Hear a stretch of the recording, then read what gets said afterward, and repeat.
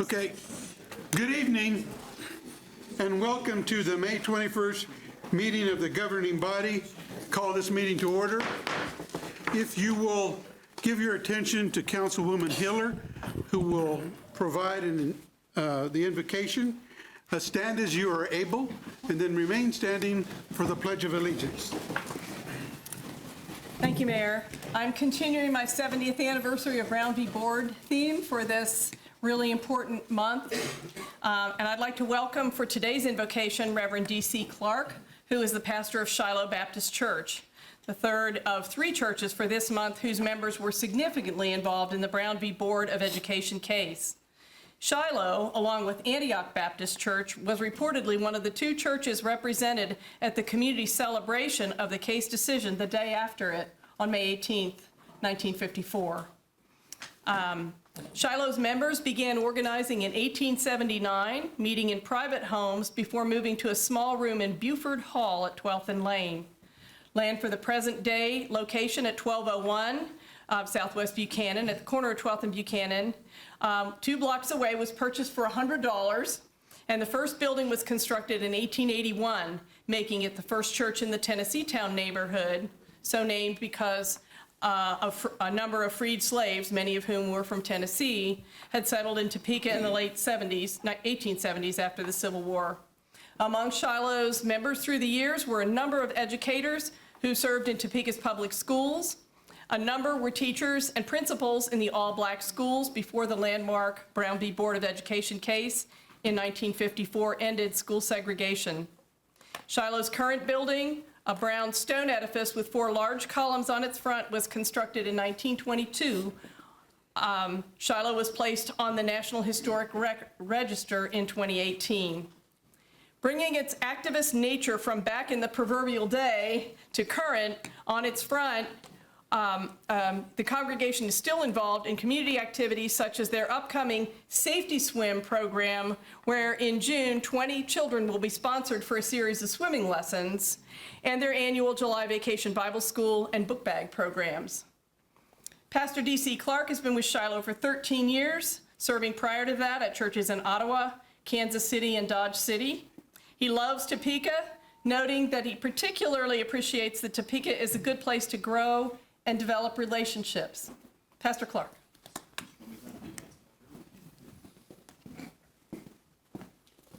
Let us pray. Most gracious, holy, eternal, all-wise God, whom we've come to know and love as our Heavenly Father, we acknowledge you as the source of all that is good and perfect. We recognize that we cannot do anything without you. So we pray that you would be in our midst here today as we lift our heart in prayer. Pray that you would loose the spirit of love, healing, compassion, and righteousness. Pray that you would bind selfish ambition. Pray that there would be unity, harmony, same page, one accord, like mind. Pray for a willingness to listen and respect for all individuals. God, we ask that you bless this city, bless the mayor, city manager, city council. Let all things be done decently and in order. In the name of Jesus, we pray. Amen. Amen. Thank you, Pastor. I pledge allegiance to the flag of the United States of America and to the republic for which it stands, one nation, under God, indivisible, with liberty and justice for all.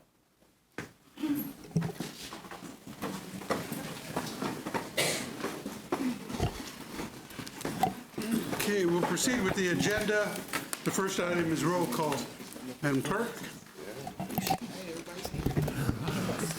Mayor Padilla? Here. Councilmember Hiller? Here. Valdivia Acala? Here. Ortiz? Here. Banks? Here. Kale? Here. Miller? Here. Dobler? Here. Duncan? Here. Hofer? Here. We have 10 present. Okay. Move on to the second item today is a proclamation. If I can have Charles Huber join me up here. by the microphone. I see you brought a few friends. Pardon? Did they come forward, Mr. Mayor? They can. You all squeeze in there. All right. Get in there first.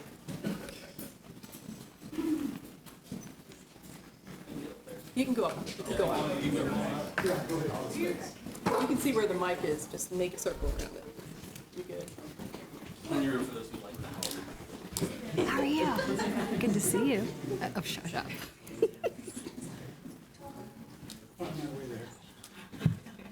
Maybe I should just stand here like everybody else does.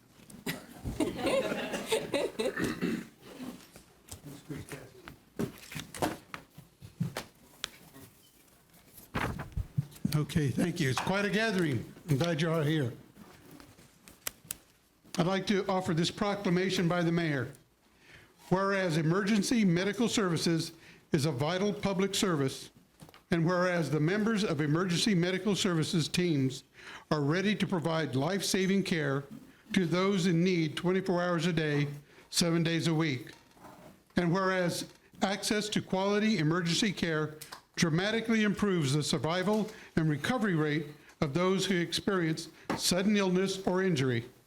And whereas emergency medical services has grown to fill a gap by providing important out-of-hospital care, including preventative medicine, follow-up care, and access to telemedicine. And whereas every day across our country, paramedics, emergency medical technicians, 911 dispatchers, and other first responders rush to fellow Americans' aid with compassion and life-saving strength. During Emergency Medical Services Week, we celebrate their service and recommit to getting them the resources and support they need to do their essential frontline work for all of us. And whereas whether having a deadly virus, rushing to save victims of gun violence, enduring dangerous natural disasters, or simply supporting people at the most vulnerable moments of their lives, they are there for us.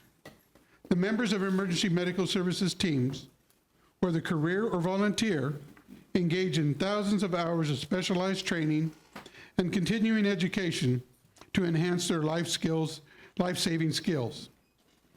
And whereas it is appropriate to recognize the value and the accomplishments of emergency medical services providers by designating and celebrating 50 years of National Emergency Medical Services Week.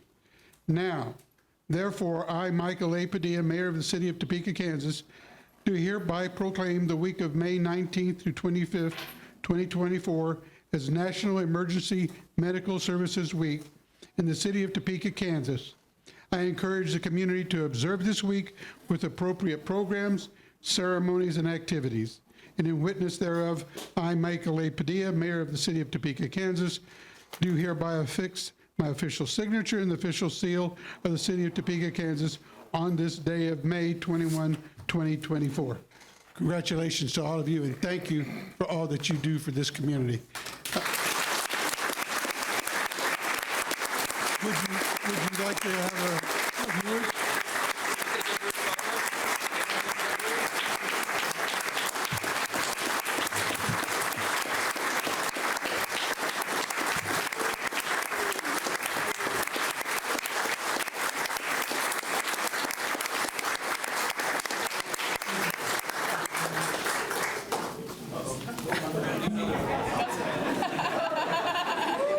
Okay, everyone, one more. Now we got some more people in there.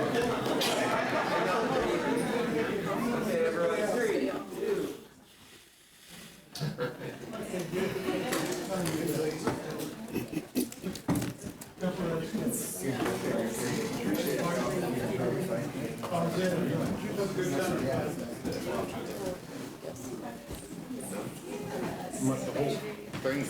Good to see you.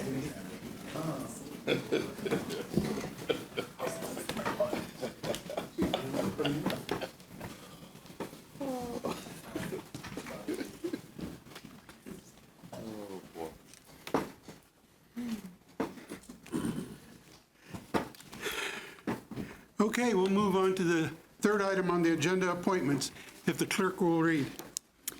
A is a board appointment recommending the reappointment of Angela Brocksterman to the Downtown Business Improvement District Advisory Board to fill a term ending May 31st, 2026. B is a board appointment recommending the appointment of Valerie Peckham to the Topeka Board of Zoning Appeals to fill a term ending May 21st, 2027. C is a board appointment recommending the appointment of Jaron Baldridge to the Topeka Human Relations Commission to fill an expired term ending May 21st, 2026. D is a board appointment recommending the appointment of Thomas Underwood to the NODA Business Improvement District Advisory Board to fill a term ending May 2nd, 2026. Okay, we've heard the appointments as read. Is there a motion to approve? So moved. Motion to approve by Councilman Dobler, second by Councilman Kell. Everybody's here, so we'll use the voting machines. No, the internet. Oh, Sorry. the internet won't work with that? Okay, well, then we'll take a voice vote, roll call vote. Councilmember Hiller, Yes. Valdivia Akala, Yes. Ortiz, Yes. Banks, Yes. Kale, Yes. Miller, Yes. Dobler, Yes. Duncan, Yes. Hofer, Yes. 9, the motion carries. Okay. Thank you, motion been carried. We'll move on to presentations. Mr. City Manager. Mayor and governing body, you have 3 presentations tonight, and the first presentation is from the Topeka Tourism Business Improvement District Annual Report, and Kurt Young, Topeka Lodging Association Executive Director, will present that report to you. Thank you. Thank you. It's a pleasure to be here tonight.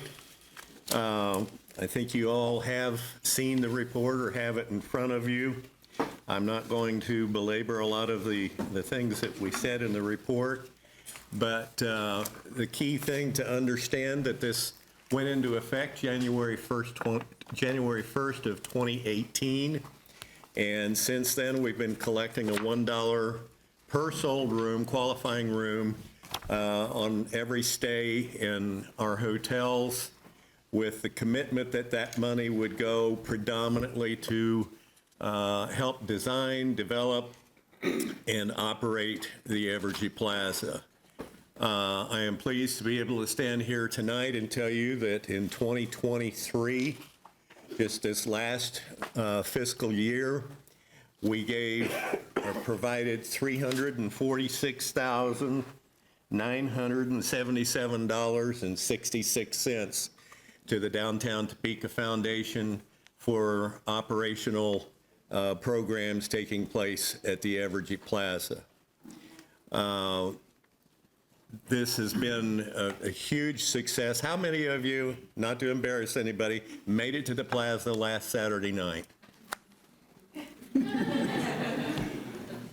6,000 people on the plaza last Saturday night, and that's pretty well documented. They have some drone footage where they actually took pictures and then extrapolated the head count. So we're pretty comfortable with the estimate that we have of folks that were on the plaza. So there is a lot. That's what I think those of us that have been involved in this effort for the longest time have truly envisioned, was that kind of activity taking place on a regular basis on the plaza. So I can't say enough about the hard work that has gone into that from the staff over at the plaza. So with that in mind, I'm going to keep it very simple tonight. You've got the report. We're asking to renew the $1 per room fee that we assess on every qualifying sold room. And when I say qualifying, that's any room that is less than 28 consecutive days. If they go 28 days or longer, it's no longer a qualifying room. It's a long-term stay, and we don't collect transient guest tax on those days, and we don't collect the T-bid on those days. So I would love to take any questions you may have. I'd really rather hear from you than you hear from me. So Okay, Councilman Cal. So, because I just found out about the 28 days a couple months ago on that, because I was trying to do some research. And why was 28 days considered that way? Because, That's a state statute. okay, That's was established specifically for transient guest tax application. When we established the T-bid, the tourism bid district, we wanted to make it easy on the hotels to be able to report the T-bid collection process in the same format as the transient guest tax. You do one, the same numbers apply to the T-bid. So we're just following the state statute with respect to that 28-day. And that's a number that's been in place for some years, back to the 80s, I think. But that's where that comes from. thank you. Further questions?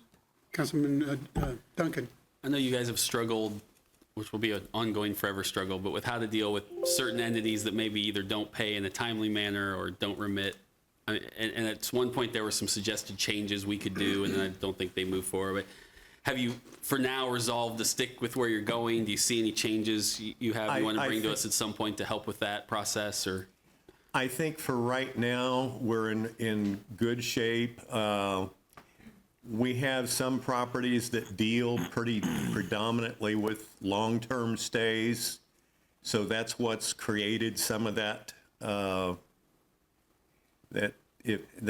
very large percentage of their occupancy is long-term stays, over 28 days. And as a result, then we would not be getting any transient guest tax from those properties. If we get properties that are falling behind or have fallen behind, I pay a visit with them, and generally we've had pretty good luck for the most part getting everybody to participate. So great, thank you. Councilwoman Hiller. Thank you, Mayor. This is not a question, but a compliment. Appreciate, we don't get to see you up here that often. The vision, you've been involved the whole time in the vision in setting up this structure, managing the board and the staff. You've been around long enough. We've actually gone through our first iteration of staff and have grown it again and sustained that. For anybody who's not been there, the plaza always looks great. It's well taken care of. The staff is wonderful. The board always works, all those things. You've done a great job and created a real asset for us, and thank you. thank you. Thank you. While you're there, Kurt, I might as well go ahead and say it now rather than waiting for announcements. You mentioned last Saturday with 6,000. I think that was estimated to be the largest crowd that we've Yes. had there at Evergy. It is. And I want to compliment the organizers of that event. They did an excellent job. The vendors. And I really want to compliment the citizens who came out and participated in that event, because we didn't have a single incident. No. There was one young lady that got kind of separated from her family, but they got them reconnected very quickly with the officers' help. It was an excellent event. So it's something I hope that we can continue on a regular basis, those kinds of events. I think we made Topeka proud Yeah. Saturday night. Thank you. So, Thank you, Kurt. No further All right. questions. City Manager? Mr. Mayor and governing body, next presentation is Kansas Children's Discovery Center, and that will be Danae Mosier, President and CEO of Kansas Children's Discovery Center. Thank you. Good evening, Mayor. Good evening, council members. I am delighted to be here today to give you some highlights of what's going on at the Kansas Children's Discovery Center. Oh, we do have slides. Fantastic. In the time since we have been open in 2011, we have welcomed over 1 million visitors to the Discovery Center. In this past year, we saw over 120,000 visitors. We are breaking records all the time and really bursting at the seams. We're regularly nearing capacity and looking forward to future expansion. But tonight I'm here to talk to you about our access programs. Of the 120,000 visitors that came last year, almost 50,000 of those visitors came free or with reduced admission. We are committed to ensuring that all children have the opportunity to experience rich and diverse learning and play experiences, bringing visitors in from all over. On the third Thursday of every month, generous businesses in our community make it possible for us to always offer free admission. We offer free admission through a variety of programs. We actually have more than a dozen of those. And the one that the mayor asked me to speak with you about tonight is our Play Free program. It is a program that we began in 2018, and it is in partnership with the Topeka Correctional Facility. We became aware of a program that was similar at the Children's Museum of Manhattan in New York City, in which incarcerated mothers had the opportunity to visit with their children inside of the museum. Here in Kansas, we have just one women's prison. It's here in Topeka, the Topeka Correctional Facility. We worked closely with them that minimum custody moms who had completed parenting courses could come to the museum on a day that we were closed to the public to have a visit with their children. A truly normalizing experience for those children. They come to the museum, and if you were to come and look inside, it looks like any other day. It's filled with laughter, it's filled with joy.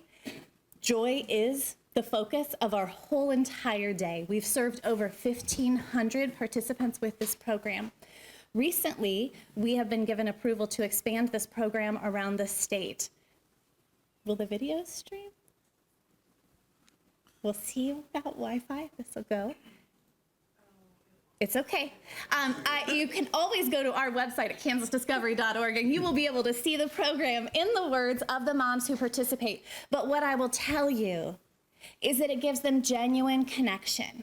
They spend an entire day at the Discovery Center. The moms come first. We meet them outside. We let them know what the day is going to look like.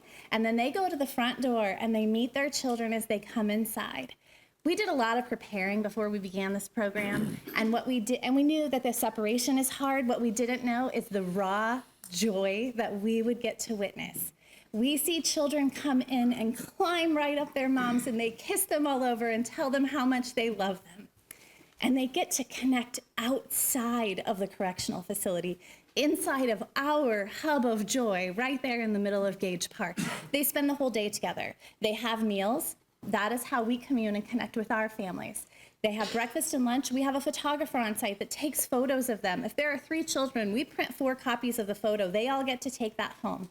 I think if any of you reflect on a very special day in your childhood, whether it was a trip to the zoo with your grandparents, your family gathering around, there's often a photo that helps you remember that.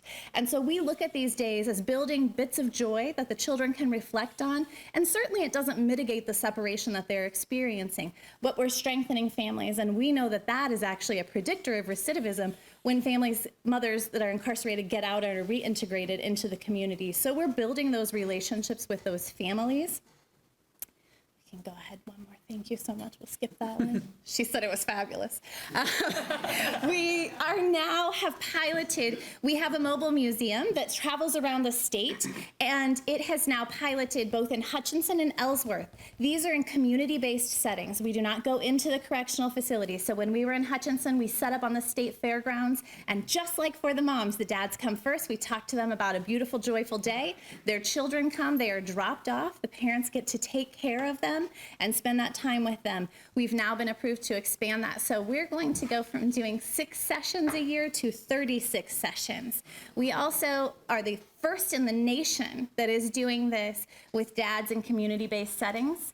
We also now have approval that we're working with incarcerated teen parents. Again, we are the first in the country that's doing this. This is right here in Topeka. We are bringing opportunities to strengthen families and bring joy, and we couldn't be more proud of this experience and the way that the community has celebrated and elevated this work that we're doing. I know I'm probably tight on time. I do want to give you just a few peeks of the expansion that is coming ahead. We look to break ground hopefully in August, and will more than double the square footage of the museum.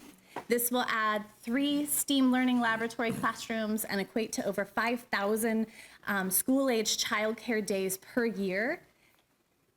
Go ahead. We can keep going. There we go. Sorry.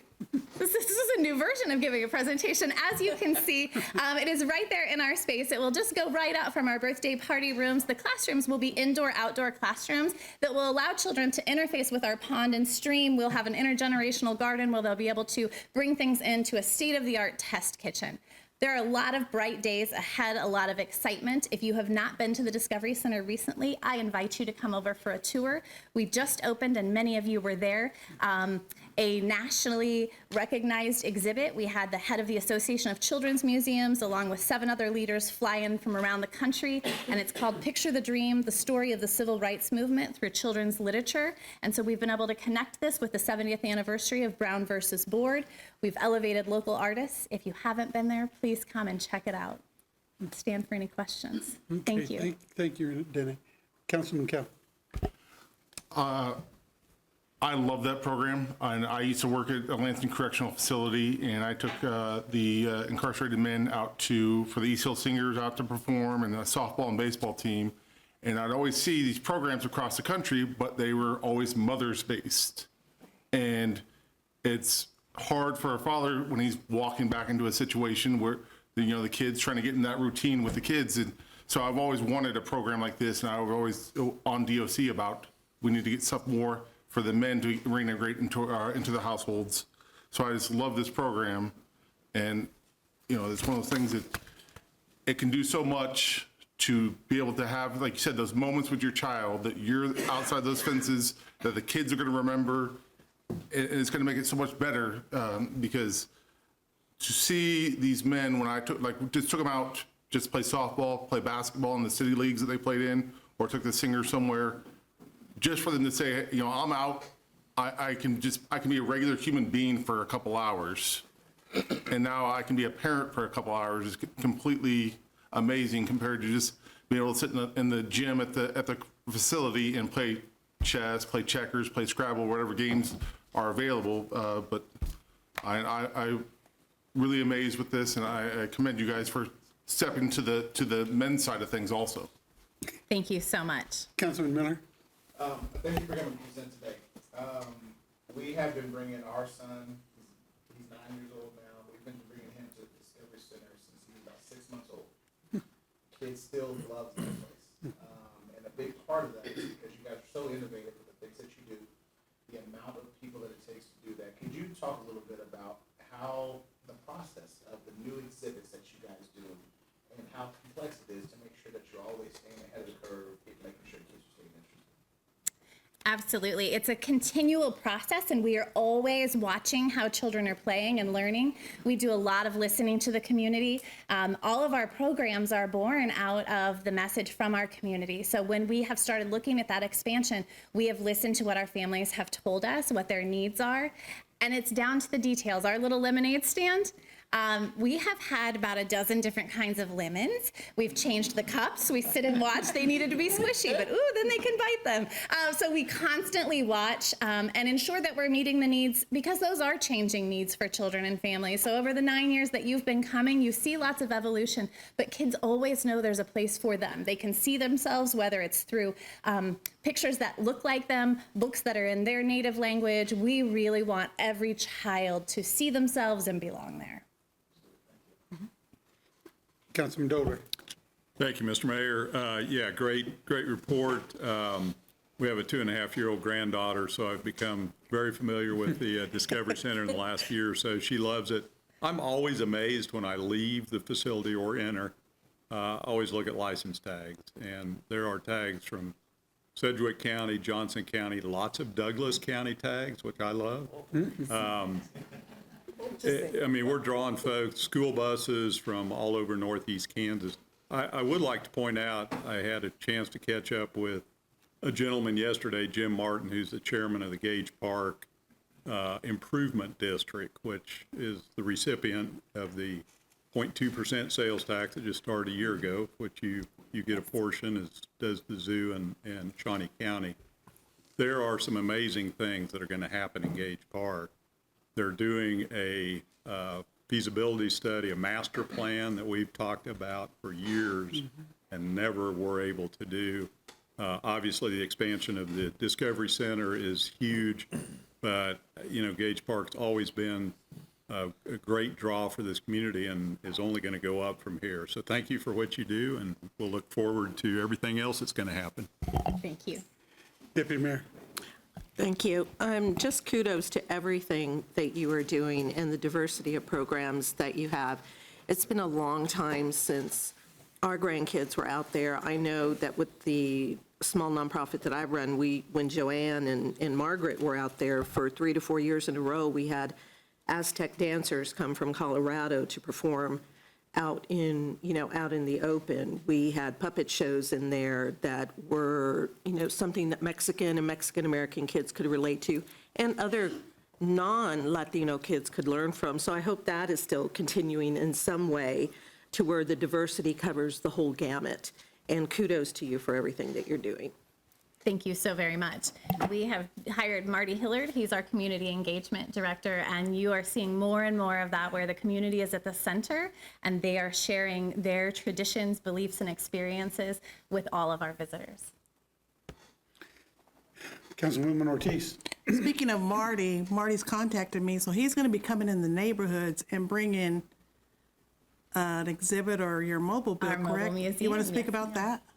So our mobile museum just has, we have a box truck with a lift gate, and it has small samples of all the things that you find inside the Discovery Center. Kids love to paint on the plexiglass walls. We've got a great big plexiglass wall. They like the lemonade stand. We have a lemonade stand. There's a little vet clinic, even a small, like our Light Bright. All of those pieces we now can take anywhere. So we have been all over the state, Dodge City, Garden City, but we started it for Topeka. We wanted to be sure that we weren't able to solve the transportation barrier, and so we understood we needed to go to communities and serve families there. So really the whole program began serving our medically fragile children, and then it moved to Title I schools, and now it's just, where are we needed? Let's go there.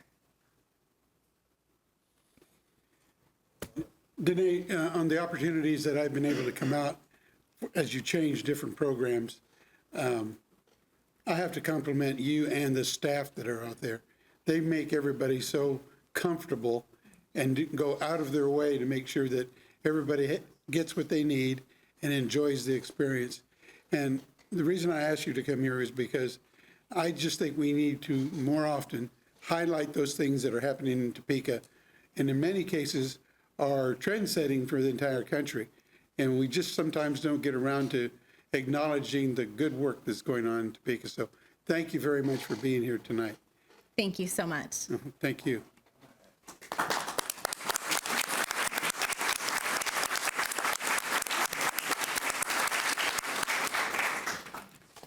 So, City Manager, are we going to have a Public Works Week video? We are. Mayor and governing body, and Braxton Copley, our Public Works Director, is the man with the video. Good. Didn't know if it was going to work.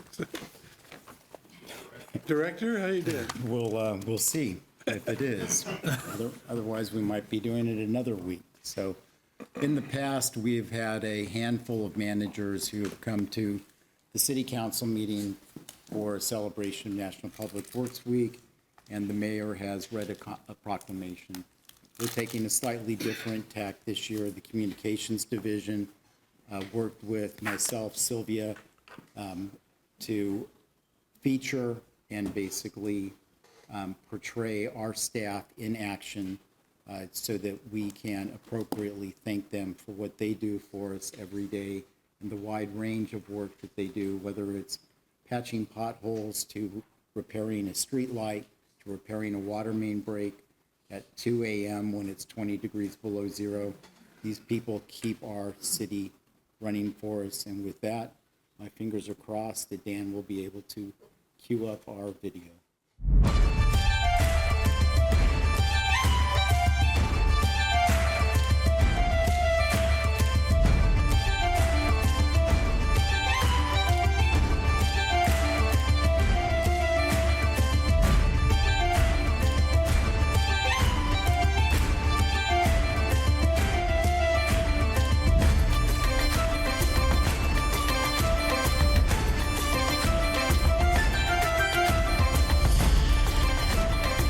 National Public Works Week is an opportunity for us to thank our hardworking utilities and public works employees. Staff literally keep this city running. Our public works staff perform various duties that you might not think about, which obviously the things like pothole patching, snow fight, all of our project management and inspection, as well as parking, facilities, fleet, forestry, and last but not least, traffic signals and signs. I would like to take this opportunity to personally thank the 155 hardworking public works employees that we have for the great job that they do day in and day out, and sometimes throughout the night. Thank you all. Here in Topeka, the Utilities Department has more than 200 employees working hard every day to improve the quality of life for Topekans and our surrounding communities. Our staff work hard to protect the health and safety of our community by producing and distributing clean and safe drinking water and managing the sanitary and stormwater sewer systems to protect the health and safety of our community. We want everyone to join us in thanking our staff for providing 24-hour, 7-day-a-week service for our community. Our public works staff works day and night for the citizens of Topeka. I want to take a moment to express my gratitude on behalf of the citizens of Topeka to show how much we appreciate all that hard work and respect your work for giving everything that you can to make Topeka a better place. Thank you again. Your work has not gone unnoticed, believe me. Thank you.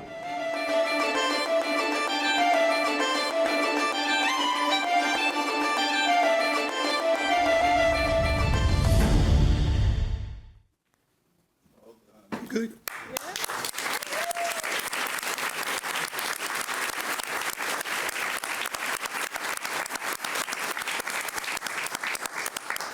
Okay, any questions, or Councilman Kell?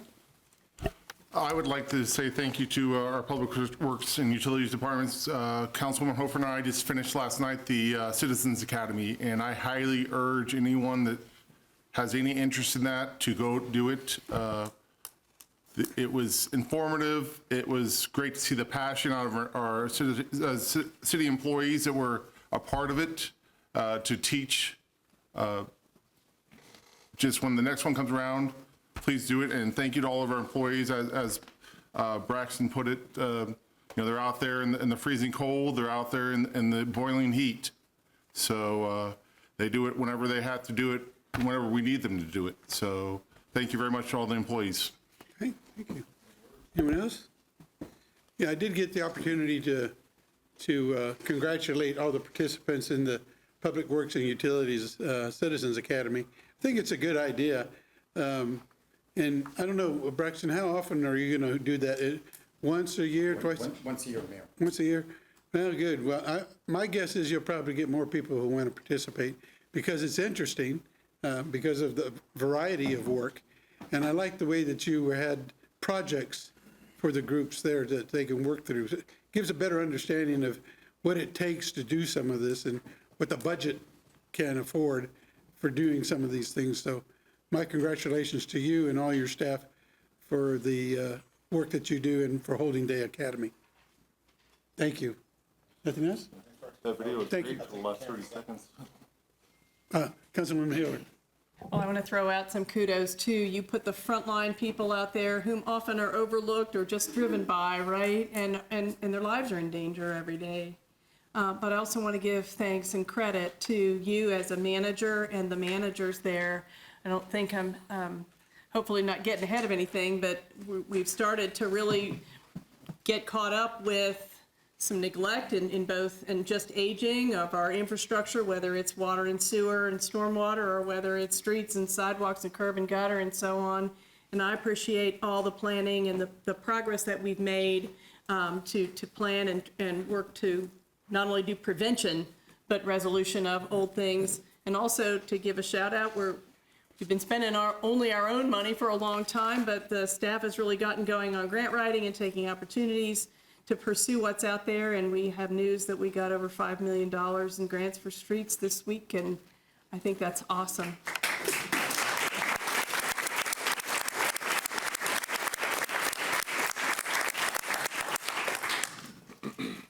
So thank you all. I'm just one member of a team, and this is a team effort. So thank you all. Thank you, Braxton. That video was good for the last 30 seconds. Would you do something good? I'll move on to agenda item number 5, the consent agenda, if the clerk will read. Yes. A is a resolution introduced by Council Member Sylvia Ortiz granting Midwest Demo Kings on an exception to the provisions of the City of Topeka Code, Section 945150 at sync concerning noise prohibitions. B is approval of a Public Works engineering contract between the City of Topeka and Bartlett and West, Inc. in the amount not to exceed $3,113,844 for engineering services. C are the minutes of the regular meeting of May 14th, 2024, and there are cereal malt beverage applications listed in front of you, and staff is recommending approval. Councilman Duncan? Mayor, I would respectfully request that consent item B be removed from the consent agenda and moved to as item D as an action item on this evening's agenda. Okay. That's a motion. Second? I think it's just a request to the councilman. Okay. No votes required. All right. So noted by the clerk that we'll move 5B to action items for this evening's consideration. Okay, and for the other remaining parts of the consent agenda as read, is there a motion to approve? Moved to approve by Councilwoman Ortiz. Second by Councilman Miller. If we can take a roll call vote, please. Yes. Deputy Mayor Valdivia Acala? Yes. Ortiz? Yes. Banks? Yes. Kale? Yes. Miller? Yes. Dobler? Yes. Duncan? Yes. Hofer? Yes. Mayor Padilla? Yes. And Hiller? Yes. We have 10 yes, motion carries. Okay, motion's been carried. We'll move now to agenda item 6, action items. Tanya, if you'll read, please. Yes. Approval of the property maintenance grant expansion in the amount of $200,000 from the unassigned reserve fund. Mr. City Manager. So Rihanna Friedman, who is the Director of Community Development, will lead you through this item. Good evening, Mayor, governing body. So here in front of you tonight, seeking approval for a $200,000 expansion from the unassigned reserve fund for the property maintenance grant expansion program. So if you'll recall, we talked about this a few months ago, came and presented talking about the great partnership we have with Federal Home Loan Bank. Right now we have a 3-year grant working with them to help connect our LMI neighbors to funds to help them resolve current existing property code or property maintenance violations that they have. So these funds would allow us to be a little bit more flexible, help folks that have some issues that fall outside of their main residence, whether it be a detached garage or other issues that need to be addressed. This has been approved by the Policy and Finance Committee, recommending approval at the April meeting. And also just as a note, since this is seeking funds from the unassigned reserve fund, Finance did us a favor and went ahead and attached the fund summary as requested. So I'd be happy to stand for any questions. Any questions for Rihanna? Deputy Mayor. Just, thank you, just a comment. Thank you for the continued, push to move this forward. We know this initially started through the change in our culture of property maintenance. We know that this was a wonderful extension that we all saw as a team where the need was, that even through the generous donation of Federal Home Loan Bank, the grant, that we were able to say, hey, this is, what is needed within the LMI community as we continue to move forward with changing our culture of property maintenance. And so just good work to everybody. And I am very grateful that Policy and Finance, said yay to it, and thanks. Any questions, comment? Is there a motion? Move to approve. Motion to approve by Councilwoman Hiller. Second. Second by Deputy Mayor Valdivia Alcala. We'll do the roll call vote, please. Councilmember Ortiz? Yes. Banks? Yes. Hale? Yes. Miller? Yes. Dobler? Yes. Duncan? Yes. Hofer? Yes. Mayor Padilla? Yes. Councilmember Hiller? Yes. And Valdivia Akala? Yes. There's 10 yes, motion carries. Okay, motion's been carried. Thank you, Rhiannon. Move back to action item 6B. If you'll read, Tanya. Yes. Setting a public hearing date of June 11th, 2024 for consideration of imposing special assessments for Sherwood Park Subdivision Number 9, Street Improvement Project Number 601132, and Sanitary Sewer Main Improvement Project Number 401098 for 660 Northeast Highway 24. Mr. City Manager. Mayor and governing body, this is a ministerial requirement that you have by the statute when it comes to special assessments. I think most of you have been through it, so I would encourage you to approve June 11th as a public hearing date. Okay, and we're just setting the date for the hearing, correct? Okay, just want to make sure. Is there a motion to set the date? Councilwoman Ortiz, second by Councilwoman Hiller. If you'll call the roll, please. Councilmember Banks? Yes. Kale? Yes. Miller? Yes. Dobler? Yes. Duncan? Yes. Hofer? Yes. Mayor Padilla? Yes. Heller? Yes. Valdivia Akala? Yes. Ortiz? Yes. 10 yes, motion carries. Thank you. Motion being carried, we'll move to action item 6C. If you'll read, Tanya. C is an ordinance introduced by interim city manager Richard Neinstead concerning the establishment of boards for each trade created, amending section 563120 of the Topeka Municipal Code and reappealing original section. So, City Manager. thank you, Mayor, governing body. So on item 6B, just for the public that's watching in, it should be clear, you are not setting the special assessments today. You'll have a public hearing on it. Citizens who are in that special assessment district will have an opportunity to come and speak to you about it, and then you'll take some further statutory action on that before specials actually become final. And 6C, right? 6C. 6C, you've discussed this before. Richard Faulkner visited with you about it, and it has to do with trade board membership residency requirement that allows us to pick up trade members from outside the city limits. Well, pick up, consider applications is a better word. Okay. Richard, do you have comments or part of the president? I just wanted to be here in case you had some additional questions. This will help us have full boards. We had a lot of candidates that lived in the county and worked in the city or owned a business in the city but lived in the county. So we had several opportunities that we had to turn down because they did not have residency in the city of Topeka. So this will help us have full boards. Good, thank you. Councilman Dobler. Move approval. Motion to approve by Councilman Dobler, second by Councilwoman Ortiz. Thank you, Richard. Call the roll, please. Councilmember Kale? Yes. Miller? Yes. Dobler? Yes. Duncan? Yes. Hofer? Yes. Heller? Yes. Valdivia Akala? Yes. Ortiz? Yes. Banks? Yes. 9 yes, motion carries. Motion's been carried, and now we've added what was on the consent agenda as item B. Now, I guess will be 6D in our action items.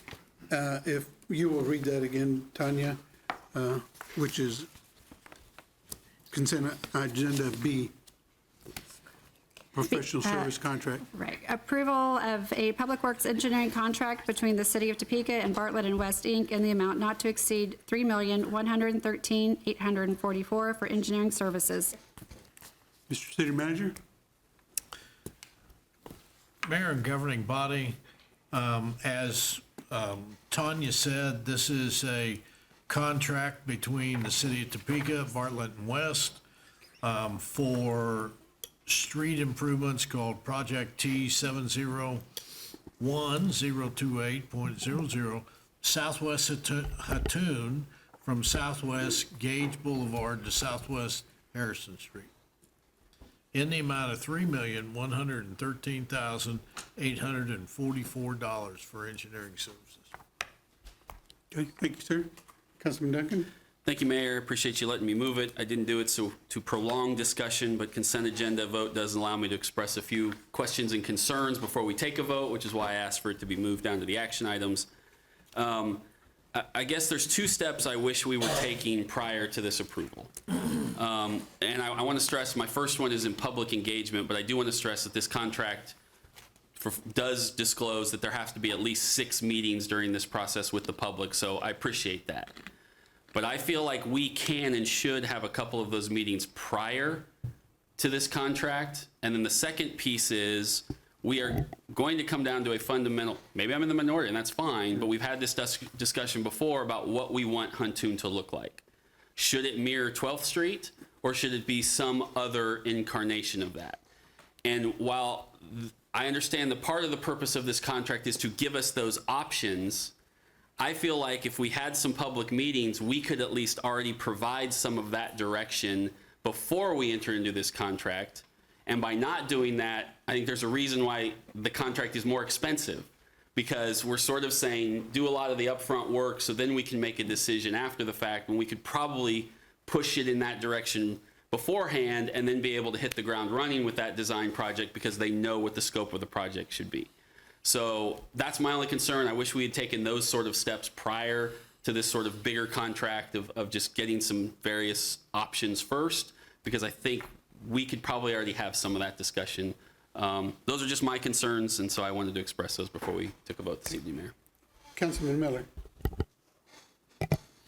Thank you, Mayor. As a big portion of that road is in District 6, I really believe that Spencer is right on the nose with that. We should be able to spend less money having the public input a little bit before we go through having 4 or 5 different options. You know, it obviously needs to change because right now it's a roller coaster as you drive through the street. If you go on the left side and there's cars parked on the right and somebody's going through that middle, it's an issue. So it has to be redesigned, but I think there's possibilities, and that's what the public's asking for, is for us to be able to have a conversation about it before we spend all that money. So I second what Spencer's talking about today. Okay. Deputy Mayor. Okay, thank you. So questions then? The public has not impacted by this, by that area, has not had any public input so far? Councilman Duncan. Well, no, but that's why I did want to preface it by saying that this contract is very clear that that is to take place at least 6 times. So I do want to be very clear. I'm not saying that if we prove this, that won't happen. So it definitely will. And this actually, if you read the contract, lays out a very clear public process. So I do not want to give that impression at all, that won't happen. Okay. Councilman Hiller. Well, with that then, is Braxton still here? I guess the issue is whether, with your proposal, what that would mean is that our own staff would do that prior to the contract with Bartlett and West, rather than having the Bartlett and West engineers help do that. And so capacity on the, reaction to that suggestion, the capacity, could? Councilmember Duncan, I do appreciate your comments. We have spent a great deal of time discussing this with the consultant in terms of coming up with a process that is manageable and fiscally responsible. This contract allows for the initial concept plan, the public engagement, as well as design, construction inspection, construction administration as well. If the scope of the project is reduced, then obviously we're not going to need all of those services, and we're only paying for the services that are rendered. Certainly the discussion that we have had is this governing body needs to make the decision on the scope, right? But in fairness to this governing body, I think that they would benefit from having some input from a couple of sessions with the public in terms of what their expectations are. And then the idea is only to come to you with a high-level cost estimate for 2 or 3 different options, and then for you to tell us which one you want to go based on some public engagement. So that is the process that we have laid out. I need to have a consultant engaged to put those concept plans together, to develop those high-level cost estimates, because without the numbers, it doesn't make any sense to come to you, and to assist with the engagement and to assist with those meetings that I fully expect you all to be participating in as well, so you can hear directly from the constituents what they want or don't want, what they liked and didn't like about the 12th Street project. So public engagement is planned.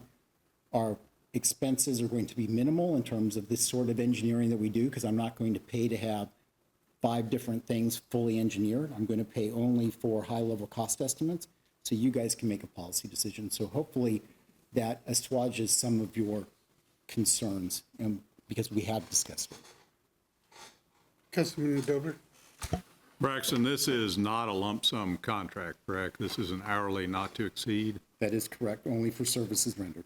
All right, so if you go through the first phase of this and the project, I know the options range from fix a curb and gutter and mill and overlay to full reconstruction. If you paid attention to the Public Works Infrastructure Committee meeting today, we had a similar project on Topeka Boulevard where we'd ask, didn't require as much public involvement, but asked to look at mill and overlay versus full reconstruction. The consultant did that, and it made it very clear as to what path we needed to move forward on. So this will follow that same path. Seems to be what Public Works is doing now. Hourly not to exceed, do the concept, do the public meetings, and then figure out how to move forward. Thank you. Absolutely, and I'll just segue off of that.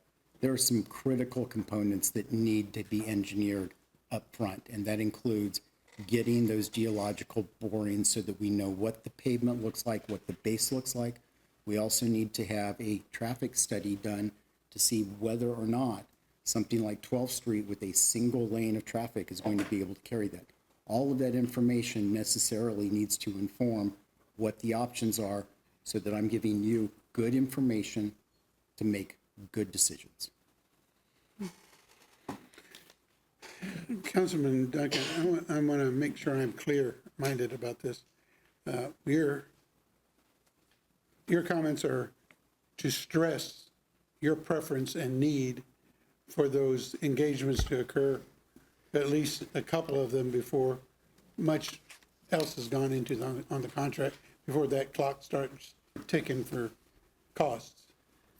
Yes, I'm hesitant over $3.1 million for work for a final project that we don't know yet. And so I understand that pieces of that need to be done, and I understand it's an hourly. I just wish there were more steps in it that, you know, we get to the first million before we get to the second million, before we get to the third million, before we just give. So that was my only concern. So, but I may be the one, that's fine. I just wanted to express those concerns before we took a vote. So. Councilwoman Hiller. Thank you for bringing that up. I think it sounds like that our staff, as we know, has been short on engineers and needs that extra help to run even these processes, and having those engineers that will carry it through involved from the very beginning, to me, sounds valuable. You know, between what Councilman Miller talked about, I got the rest of that, that run of Huntoon. Despite some public comments to the contrary, I was at the public hearings for 12th Street. They were very robust. They were very well attended, and there were a lot of them.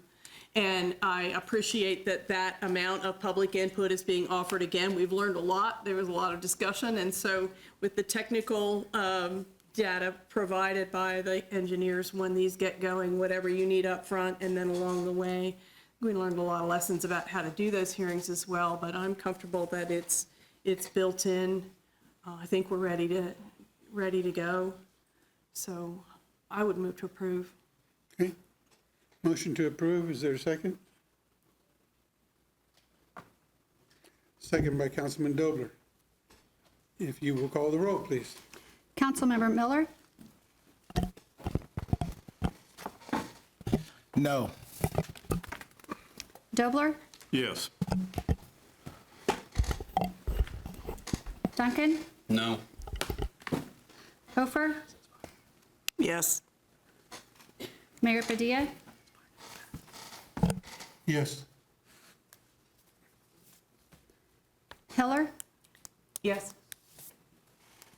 Valdivia Alcala? No. Ortiz? Yes. Banks? No. Kale? No.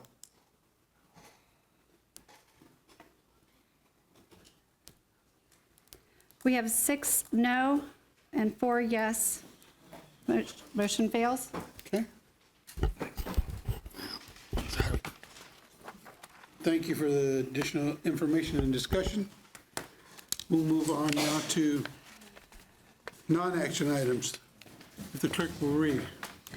A is a discussion regarding an update on the neighborhood health map. Mr. City Manager?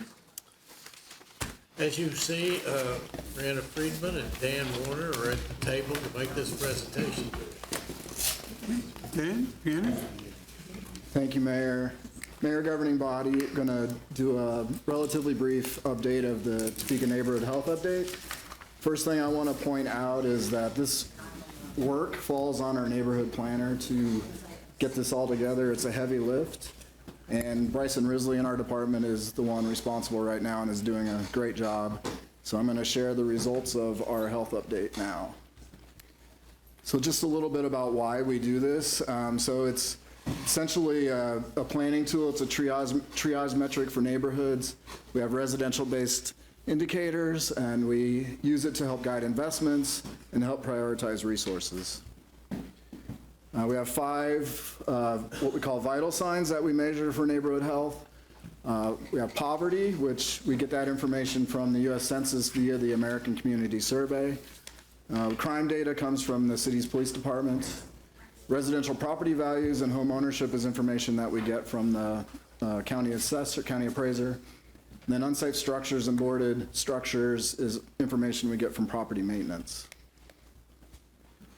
In order to put the information together to get our health ratings, we average each of those scores, and that turns out into our health classification. So we have healthy, outpatient, at-risk, and intensive care. One thing I didn't point out initially is that we have been doing this update on neighborhood health since 2000. So we've got a lot of years of information now, and we have all that information on the website if you're interested in looking at past years. So what has changed for 2023 then? So what we measure with neighborhood health is based on the census block group. So there's 124 block groups within the city. So overall in this last update, 19 block groups got better health rating. 14 of those went to either healthy or outpatient. We had 7 blocks fall to outpatient, 7 fall to at-risk, and 2 to intensive care. So a couple trends here. So citywide health trends.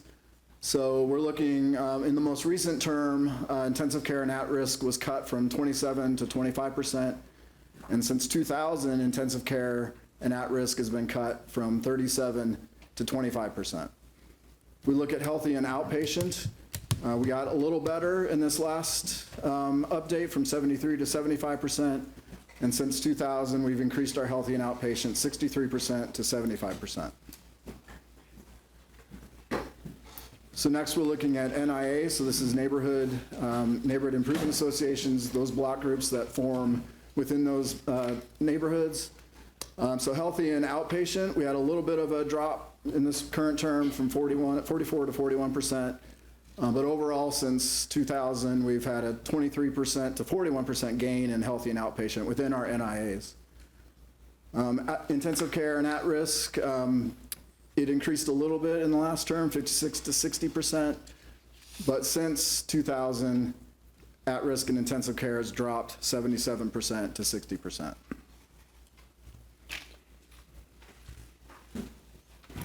So the map on the left shows you those block groups that improved in this current update. The map on the right are those block groups that decreased. I will touch on just a few of these on each map. So these are a series of firsts. So East Topeka South, there's a block group in that neighborhood that has its first ever outpatient rating. If we look at historic Old Town, there's a block group there that has its first ever outpatient rating. Then also North Topeka West, first ever outpatient health rating in that big block group there. If we look at the worst health ratings, so as Old Town got a little better and had a first for outpatient, it also had a block group that dropped to intensive care. And then Old Town Ward Mead share a block there that dropped to intensive care. So those are the only two block groups that dropped to intensive care in this update. And then another one to point out is Valley Park went from healthy to outpatient in this update. So there's some larger trends that affect neighborhood health. So, we're in a period of worldwide inflation, so there's potentially still some pandemic effects being felt, and costs are on the rise. The economy is a little bit of a mixed bag. We have more people in poverty, but the job market's improved. We share some of the housing market issues that a lot of places in the United States share. Our for sale inventory is very low. We have values appreciating rapidly. One thing that's interesting about the last few years within Topeka, our infill and our rehab projects have been on the rise. And then property maintenance, we continue to cite blighted and vacant structures, and that's in part really a result of our change in the culture of property maintenance. So let's talk about NIA block groups a little bit. So for each of those vital signs, the arrows pointing up show how many got better in each of those block groups and how many got worse. So poverty was about a wash, 17 got better, 18 got worse. Public safety was probably the biggest jump there, 15 got better and only 3 got worse. Property values was a 10 versus 1. Single family home ownership was a bit of a wash, and then we actually had more block groups get better for unsafe structures than got worse. So I mentioned already that we have our data online. So again, if you are interested in a particular block group, you can go back to 2000 and track it all the way out. You can look at a neighborhood, and we have neighborhood sheets that will show you exactly the health ratings for that neighborhood over that time. What we'll do is reach out to some of these impacted neighborhoods, Ward Mead and Old Town, for instance, to talk about their new health rating. We've already scheduled some time with the CAC in June, I believe, or July. We also update some programs based on this. So the one I'll point out is the Neighborhood Revitalization Program. We have, in the past few years, we've synced up the NRP and the neighborhood health, and we update those on a 3-year cycle. So the health, we're talking about that tonight. We'll talk about the NRP next month. And what we do with the NRP is that boundary for that tax rebate is generally based on the at-risk and intensive care neighborhoods that are identified by the health map. So just summary here. So more areas improved than not since 2020. Happy to report East Topeka continues its rise. We've talked about property values and incomes, property maintenance again. That slide that showed we've had more block groups get better in that than worse is probably a result of that. And then long-term NIA health remains steady. Healthy and outpatient blocks are generally the same since 2020. So with that, governing body, I'll be happy to answer any questions. Any questions for Dan? Deputy Mayor. Thank you. Just thank you for, I know that I'd been wondering when this was going to come out, and am grateful to see it, but this is more a comment in addition to what you've given out. The Shawnee County Health Report just came out last week, and my suggestion, and I've been talking to Councilwoman Hiller about this, is that I know that we have a lot going on PHS and the Public Health and Safety Committee, but I believe that if we really want to start looking more aggressively and seriously at these remaining impacts of redlining, which the majority of our neighborhoods that still struggle are in historically redline districts, right? So I think that there's that we cannot just keep out of our minds. It's still a part of the story. I think also with that Shawnee County Health Report coming out, I have posed that what I believe that we need to do, if we are really going to be able to take a really hard look at the city, because we know the city is within the county, so that data that they have from the Shawnee County Health Department is going to be beneficial, and it would be an added layer of texture on to this health map that you're looking at. I have been talking with Councilwoman Hiller about it because I believe that this is a very serious dialogue we have to have as a city as we talk about moving forward, as we talk about how do we increase our tax base, as we talk about all of these things with lifting Topeka. We cannot forget, and we are not forgetting, these sections. So by bringing this health data information that impacts Topeka also, along with your health maps, we have to start, I believe, having that serious dialogue, again, first at the PHS committee, and then bring forth whatever we can to this committee to look at those numbers, to see how the health ramifications, the physical and mental health death statistics in our city, cross over and perhaps line up in some of these districts that are still what I would consider in a state of crisis. And so I just I'm still trying to prepare Councilwoman Hiller for this because I know that PHS has a lot of stuff going. But a public health approach, in addition to what we're doing, is what we need in this city, and my intention is to move that forward with advocates and activists that have been working in this realm for some years. So thank you so much for what you all continue to do. Councilwoman Hiller. Thank you.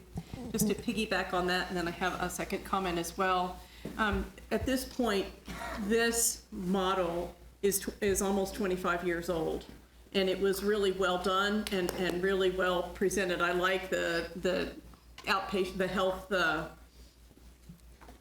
categories that were assigned when it was created, and I think it served us well. At the same time, with the conversation about the health ratings themselves and looking at how they might or might not tie in.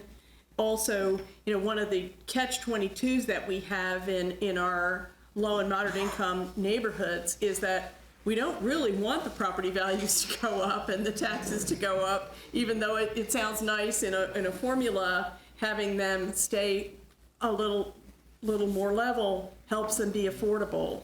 Also, obviously, rentals are a key part of our community and of our neighborhoods and of the housing options that we have for low and moderate income people.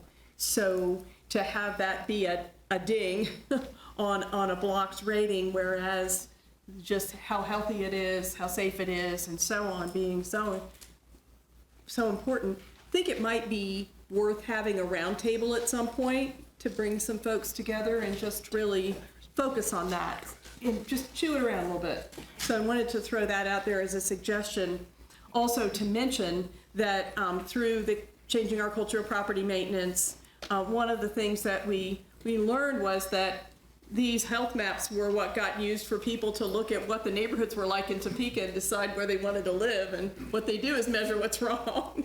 And so one of the things that's coming out of the Changing Our Culture of Property Maintenance initiative is that with the assistance of your department, we'll be developing and producing neighborhood profiles that talk about the nature of our various defined neighborhoods and what's good about them, what people are there, what they're doing, and how what its special cultural attractions are and what's grown. And so really appreciate that. We know that by making those available, that will help people affirmatively decide they want to look at that neighborhood a little more than perhaps they have in the past. So we're excited to have that companion to the health maps coming out.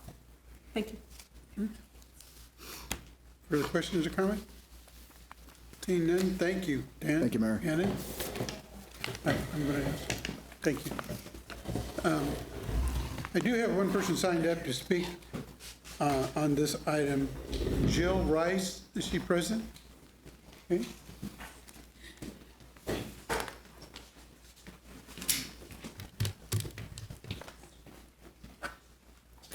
Hello, thank you all for letting me speak today. My name is Jill Rice. I wear a couple of different hats, so I'll explain those so you understand why I'm speaking today.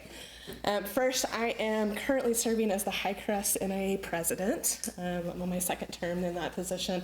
I'm a resident of the High Crest neighborhood, obviously, and then I work for Fellowship High Crest, a church in the High Crest neighborhood. And we've been paying attention to neighborhood health maps since we started as a church, since I moved into the neighborhood in 2018. And as many of you know, the High Crest neighborhood has had a reputation. It's certainly been rated as an intensive care neighborhood on the west side, a little bit better on the east side, since health mapping started in 2020. But as Sent and Fellowship High Crest and our NIA and other community partners started working together and said, hey, how can we holistically care for our neighborhood? I just wanted to celebrate tonight that we have seen significant progress and improvement specifically in these health maps. For the first time in 2020, a portion of the west side of High Crest moved out of intensive care to at-risk. And then I wanted to celebrate tonight that another portion of that neighborhood moved out of intensive care to at-risk. And so just huge improvement. It's that holistic approach. I echo what Councilwoman Blvd via Akala said about adding our public health initiatives into that. Man, that goes into that holistic care, people getting the right access to their mental health and their physical health, along with, is their neighborhood safe? Is it have structures and housing that is dignifying for our neighbors along with that? So celebration, so excited to see the movement and the progress that's happened in our neighborhood, and look forward to continuing to partner with the city and other organizations as we move in that direction. Thank you all. Thank you.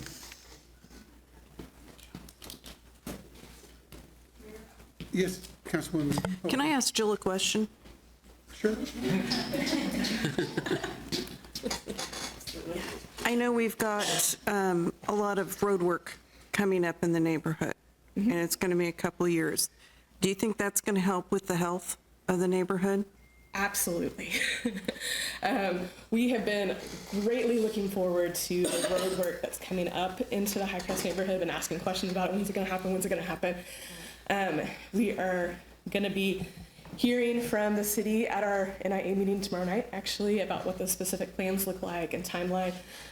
We have streets in our neighborhood that have deteriorated to the point that it's like driving on gravel. And so just really excited about the improvements that are going to be coming with that, for sure. Good, thank you. Any other questions?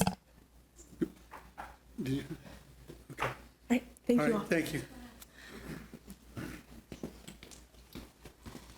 Okay, we have another non-action item, and we have a couple people signed up for that. I should have asked you to just stay where you were, Jill.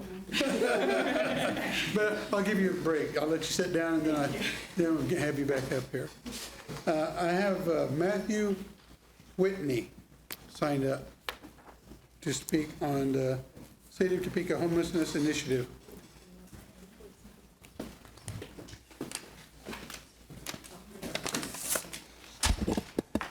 Good evening. My name is Matthew Whitney. I attend Most Pure Heart of Mary Catholic Church, and I, along with many other members you see behind me, mainly in yellow, are here tonight representing Topeka Jump. I joined Jump because of my personal experience with homelessness. Now that I have stable housing, I want to help others get back on their feet. Jump is here tonight to share our support for a low-barrier shelter in Topeka, and are excited that the findings of the homelessness initiative align with our own research. Low-barrier shelters are a critical part of addressing homelessness because they reduce the common obstacles that prevent people from seeking help, like having to stay sober, attend classes, show IDs, or having to leave their pets behind. Experiencing homelessness can leave you with a major sense of fear and despair. Like each day, you are further and further away from a healthy, normal life. People may need an easily accessible, stable roof over their head to get the place where they can address the underlying challenges that contributed to their homelessness. We are excited to work alongside others on this issue, identifying best practices in the next few months so we know exactly what a low-barrier shelter should look like in Topeka. We're in the process of asking several community leaders to join us on a site visit to Avivo Village, to the Avivo Village model, and we'll collaborate with all the other stakeholders involved when we get back. We know tonight's recommendations are just a start. But what I hope our council members, will hear here tonight is this. We know that anytime anyone recommends more resources for the marginalized in our community, people start coming out of the woodwork with negative feedback. And you hear a lot of it. However, I hope our presence tonight and the support of the 775 people who were at our Nehemiah action last week show you that most of the community wants to see meaningful, compassionate changes to the way we support our unhoused neighbors. Please do not let the results of this study get pushed to the side and forgotten. We need to act now. Topeka Jump will be here supporting every step of the process to bring a low barrier shelter with wraparound services to our community. Thank you. Thank you, sir.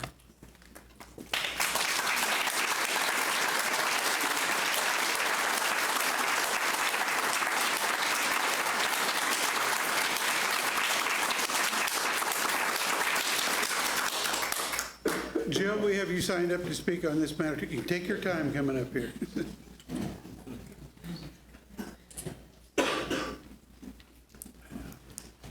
No, now. All right, thank you all. I just wanted to speak to a couple of things that are going to be presented on the Homelessness Task Force recommendations, specifically the One Stop Homelessness Resource Center. As an employee at Fellowship Highcrest, working within the Avondale East Care Center, this is something that we have been quietly building along over the years, where I'm looking at the list of recommended comprehensive array of on-site services. And when I look down through that list, I see basic needs. Scent is in the process of launching a food pantry called the Southside Filling Station. There's already a Harvesters food drop that happens once a month at our location. Community Action is providing a diaper depot and period pantry. Digital connectivity, CRC is going to be launching their computer lab with access to the computers, internet, printing, all there on site. Physical health services, we've been partnering and working with in communications with several different health organizations across the city to possibly bring them in on site to do and provide services. Behavioral health, there's mental health through Scent. There is addiction services also provided through Scent at this point, along with the support of wraparound services from their case managers that are helping connect to other resources in the building and across the community. Scent is also working on housing services and connecting with other organizations like Impact Avenues to get people connected to those. Resource navigation, I again mentioned our wraparound services through our case managers. Legal guidance, Community Action has legal aid on site at this location. Life coaching and mentorship with all of the relationships that we have built in the building. Child care services, there's connection there to Head Start with Community Action and Scent Prep Academy around the corner. So I just wanted to present to the body as a need that's going to be presented to you tonight of a resource center for a homeless community. It's in progress and it's already up and running in portions. There are pieces of this that we have desperately been wanting to bring in and been wanting to partner with other people in the community. And with a little bit of push and a little bit of support along the way, I think we can see that vision come to reality much quicker. But I just wanted to bring that to your attention that in the Highcrest neighborhood, in the Avondale East Care Center, much of this has already been done.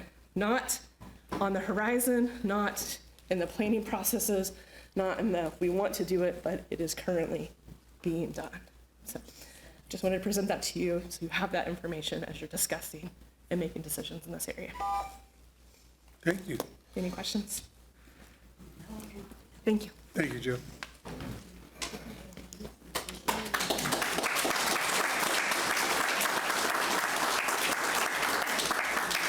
Okay, if the city clerk would read 7B, please. Discussion on findings and recommendations of the Homeless Initiative Team regarding mitigation of homelessness.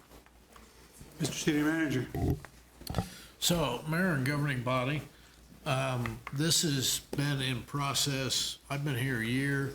This was started before that, engaging Brianna as a consultant. What you're going to hear tonight is the findings of that study and some recommendations. Please keep in mind, this was not done by one person. This was not done by 10 persons. There are people at this table, elected officials at this table that participated. A lot of people in this audience participated. A lot of people in this staff, on the staff participated. And understand this isn't an ending. This is a beginning to trying to take a strategic approach to homelessness in our community.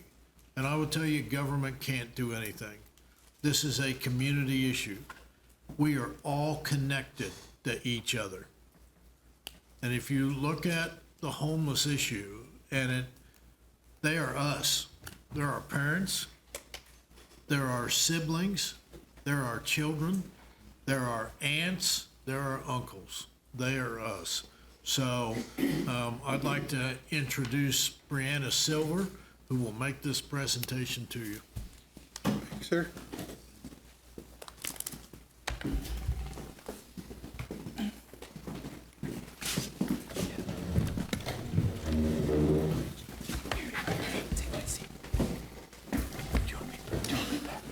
Thank you all. Excited to be here. You can see that some of the team members have joined me here. As the city manager mentioned, many others are in the audience with us tonight. I'm going to be kind of working a little bit between hard copy and copy here, given the technology situation this evening, so forgive me for the shift of focus, if you will. So when you all invited us to embark upon this initiative, you did so with one ask, and that was help us to understand what it would take to really decrease homelessness. And as our team started to really process and frame this problem for ourselves, both by ourselves, but then in partnership with the community, we expanded that to say, the focus of our charge is really to decrease homelessness by promoting a safe and unified community that addresses the complexities of homelessness through community education and using data-driven approaches that increase the accessibility to housing and transformational services. Now, as the city manager mentioned, this is an initiative that has involved many people. So the people that you are seeing on the screen here, these represent the 26 individuals who are part of an extended team to really work on this on a day-to-day basis. So you have two teams that have led this initiative. You have a core team that was really engaged on a day-to-day basis related to this project, meeting with me multiple, basically weekly for at least 3 hours a week to kind of move through this work. You also then had the auxiliary team, which really, they played more of an advisory role to the group at various points throughout the continuum of the project. Now, there's a couple things that I want to draw your attention to here. On this slide, you have a broad group of people from the community. So you have people who represent the city, you have people who represent the county, you have people who represent the broader community, and we have all come together to really collaborate and align on the recommendations that we are presenting to you today. That said, despite all of the experts that are on this slide, when you look across the entire initiative, we had 196 people who provided their point of view at some point throughout this initiative to get to where we are this evening. And so just to kind of walk you through the process, what we did take on this is we took what we call a path to innovation methodology. So that is what guided our work. It has 3 different phases to it. The first is around understanding the problem. The second is then once we understand the root cause and kind of take this time to fall in love with the problem, we generate new ideas for how we might solve it. and then work to kind of develop some of the delivery plans with it. So I just want to walk you through at a very high level some of the details here. So the goal of the understand phase is really to fall in love with the problem. You know, one of the things that we always want to do is jump right to the solution. You know, when we all met back in July, you said, no, let's pull back. Let's make sure that we really understand what is happening here. And so what that led us all to do last fall was then to invest over 1,000 hours really in understanding that problem.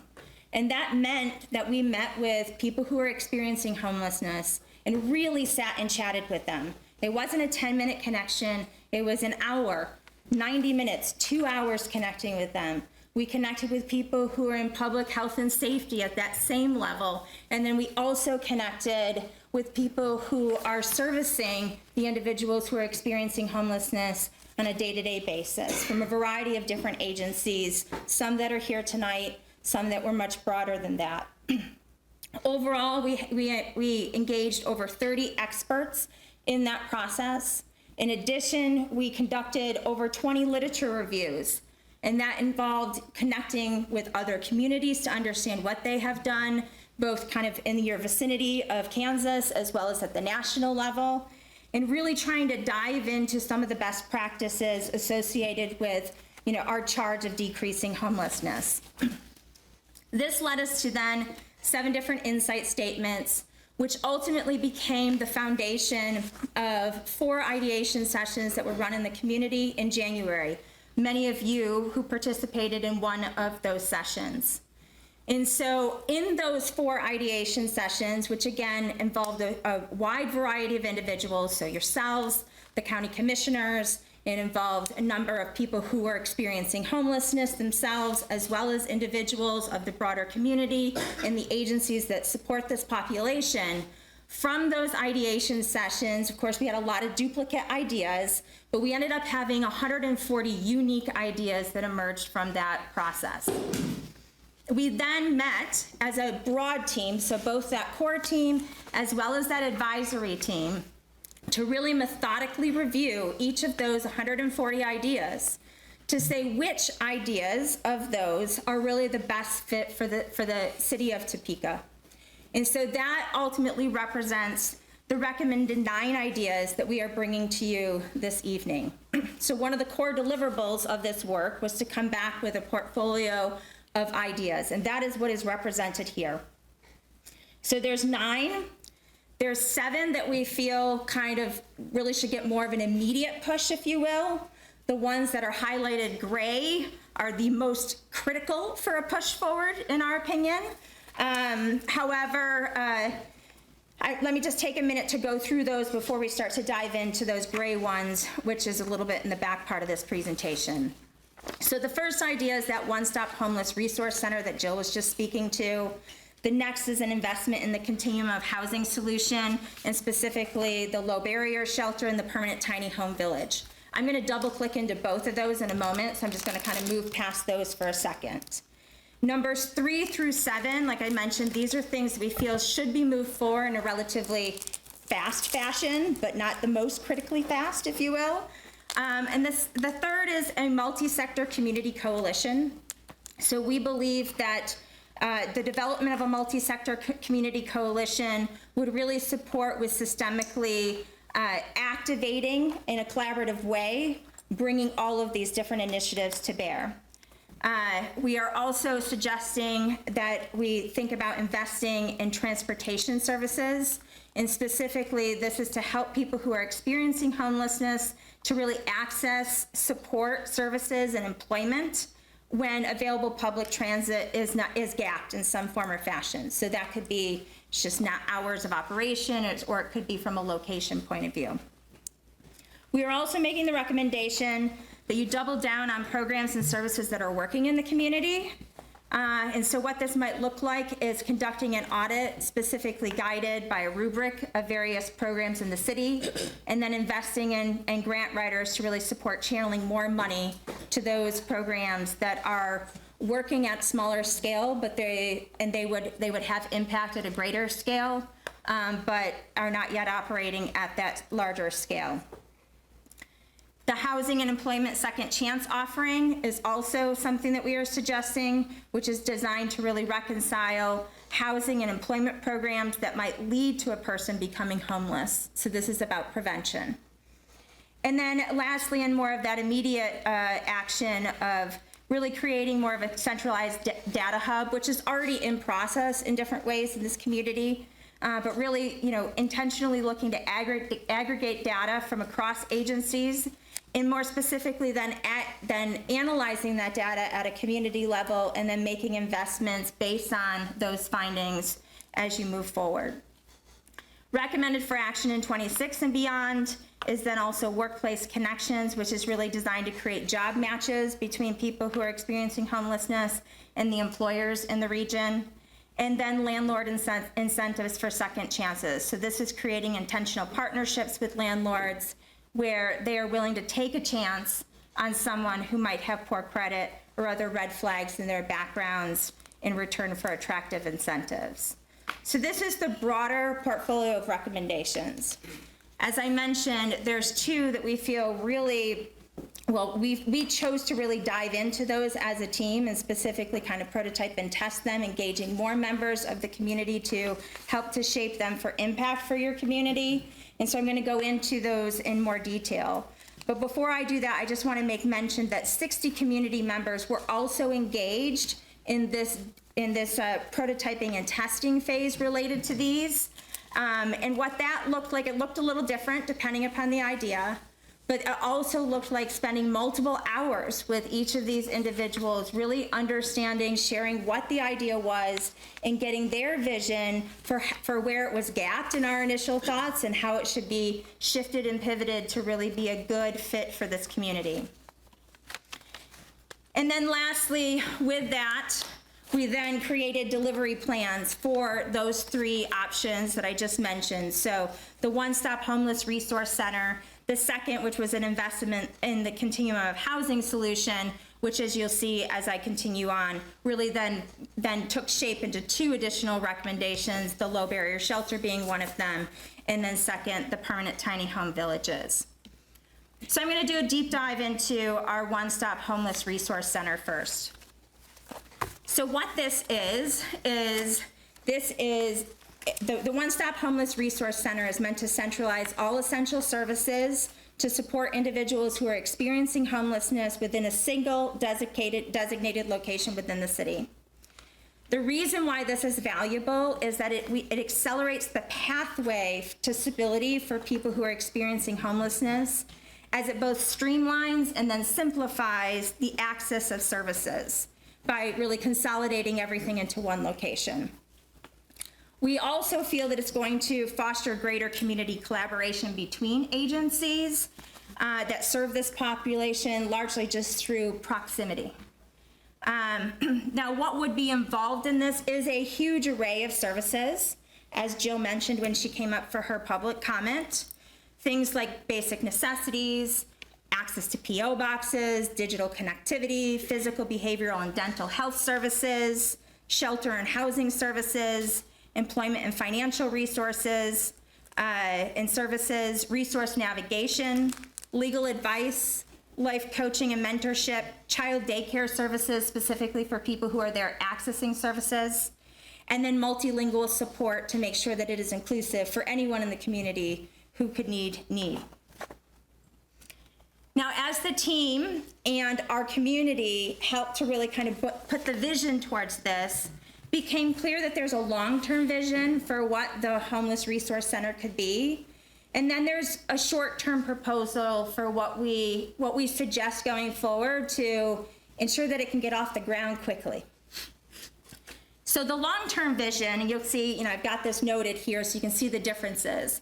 The long-term vision is that this would be a center that would be open Monday through Saturday, 7 to 6 p.m. In the short-term proposal, however, we're saying, let's start with 3 days a week, 9 to 3. And you'll see why in a second. From an appointment standpoint, one of the key barriers to homeless individuals receiving support is that everything is driven by appointment. And that means that they have to get there at a certain time for an appointment.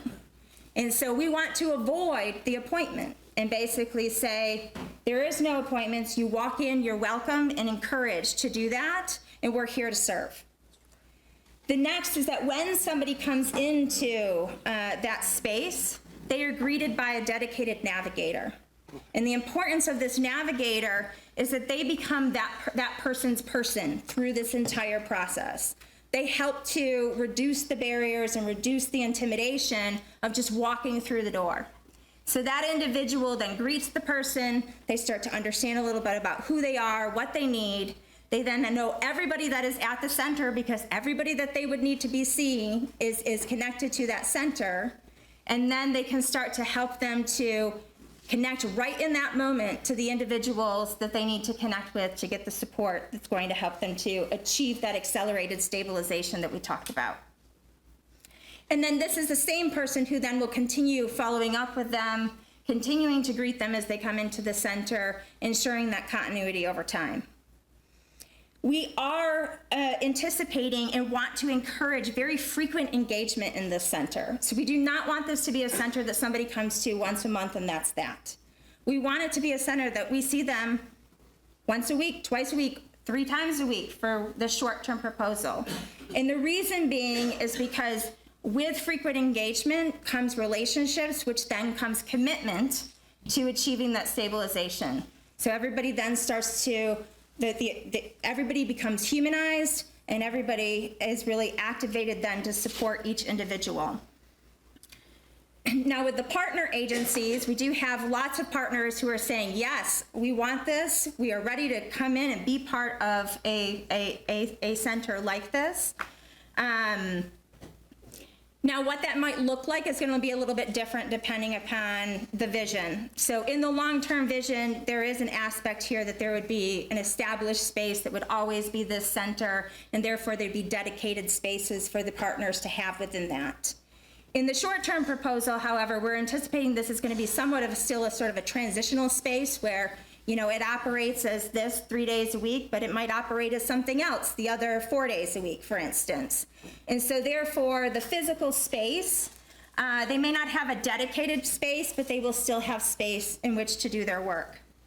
The other thing between the long-term vision and the short-term vision when it comes to partner agencies is the partner agencies in the long-term vision, if somebody cannot afford from a staffing model to have somebody at the center, but may be accessible through a virtual channel, that is something that may be able to be established, which we don't necessarily see available in that short-term proposal.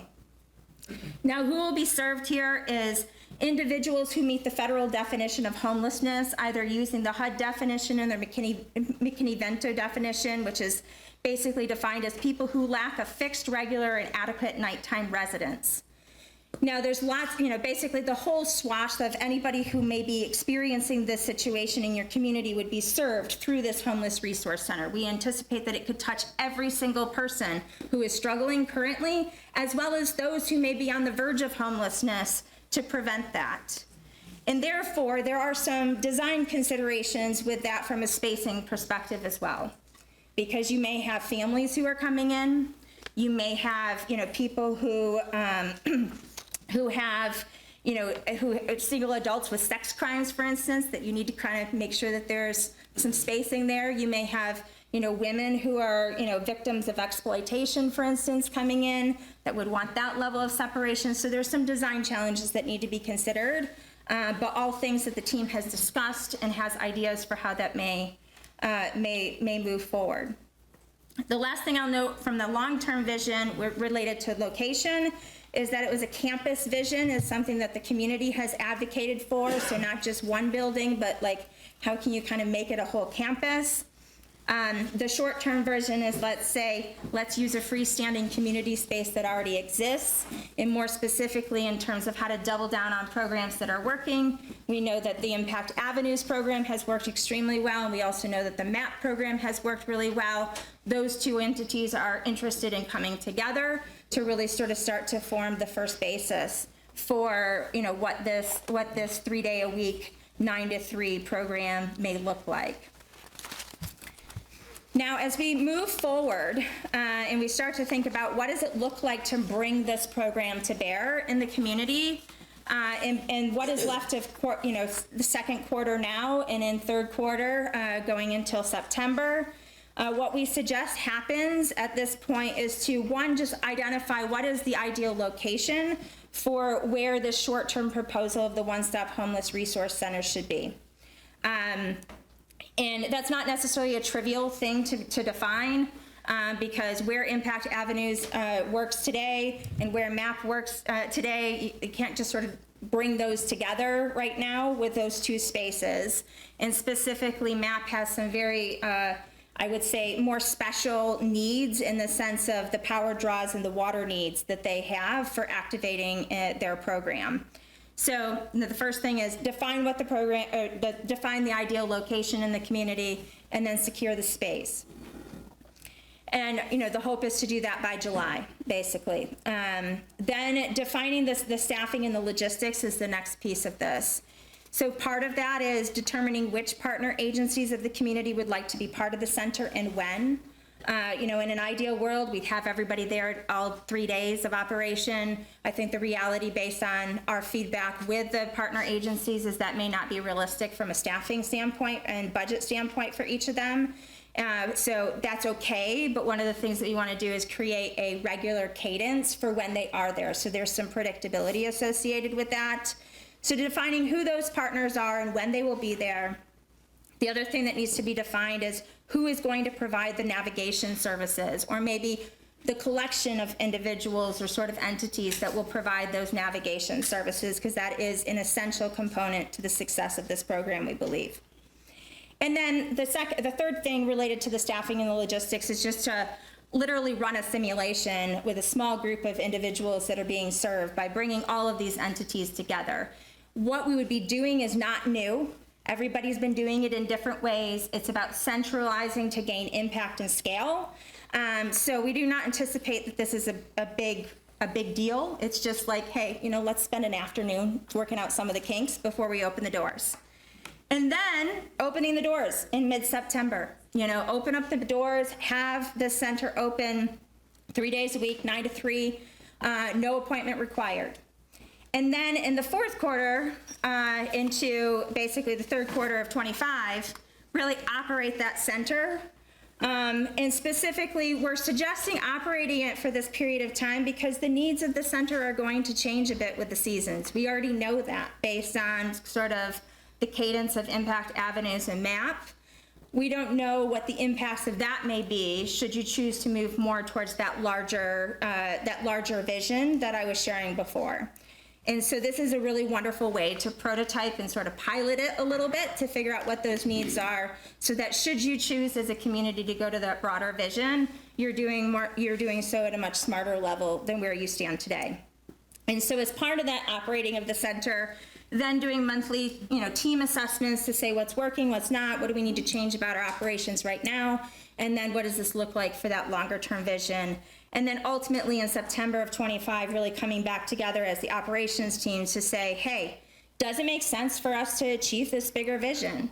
Will we achieve more impact if we were to achieve that bigger vision, or is what we've got sufficient? So, if that additional infrastructure were invested in, more days, better facilities, more services, would you have better outcomes? And, frankly, we don't know that right now. That's the value of having the short-term pilot to say, do we even need to do that?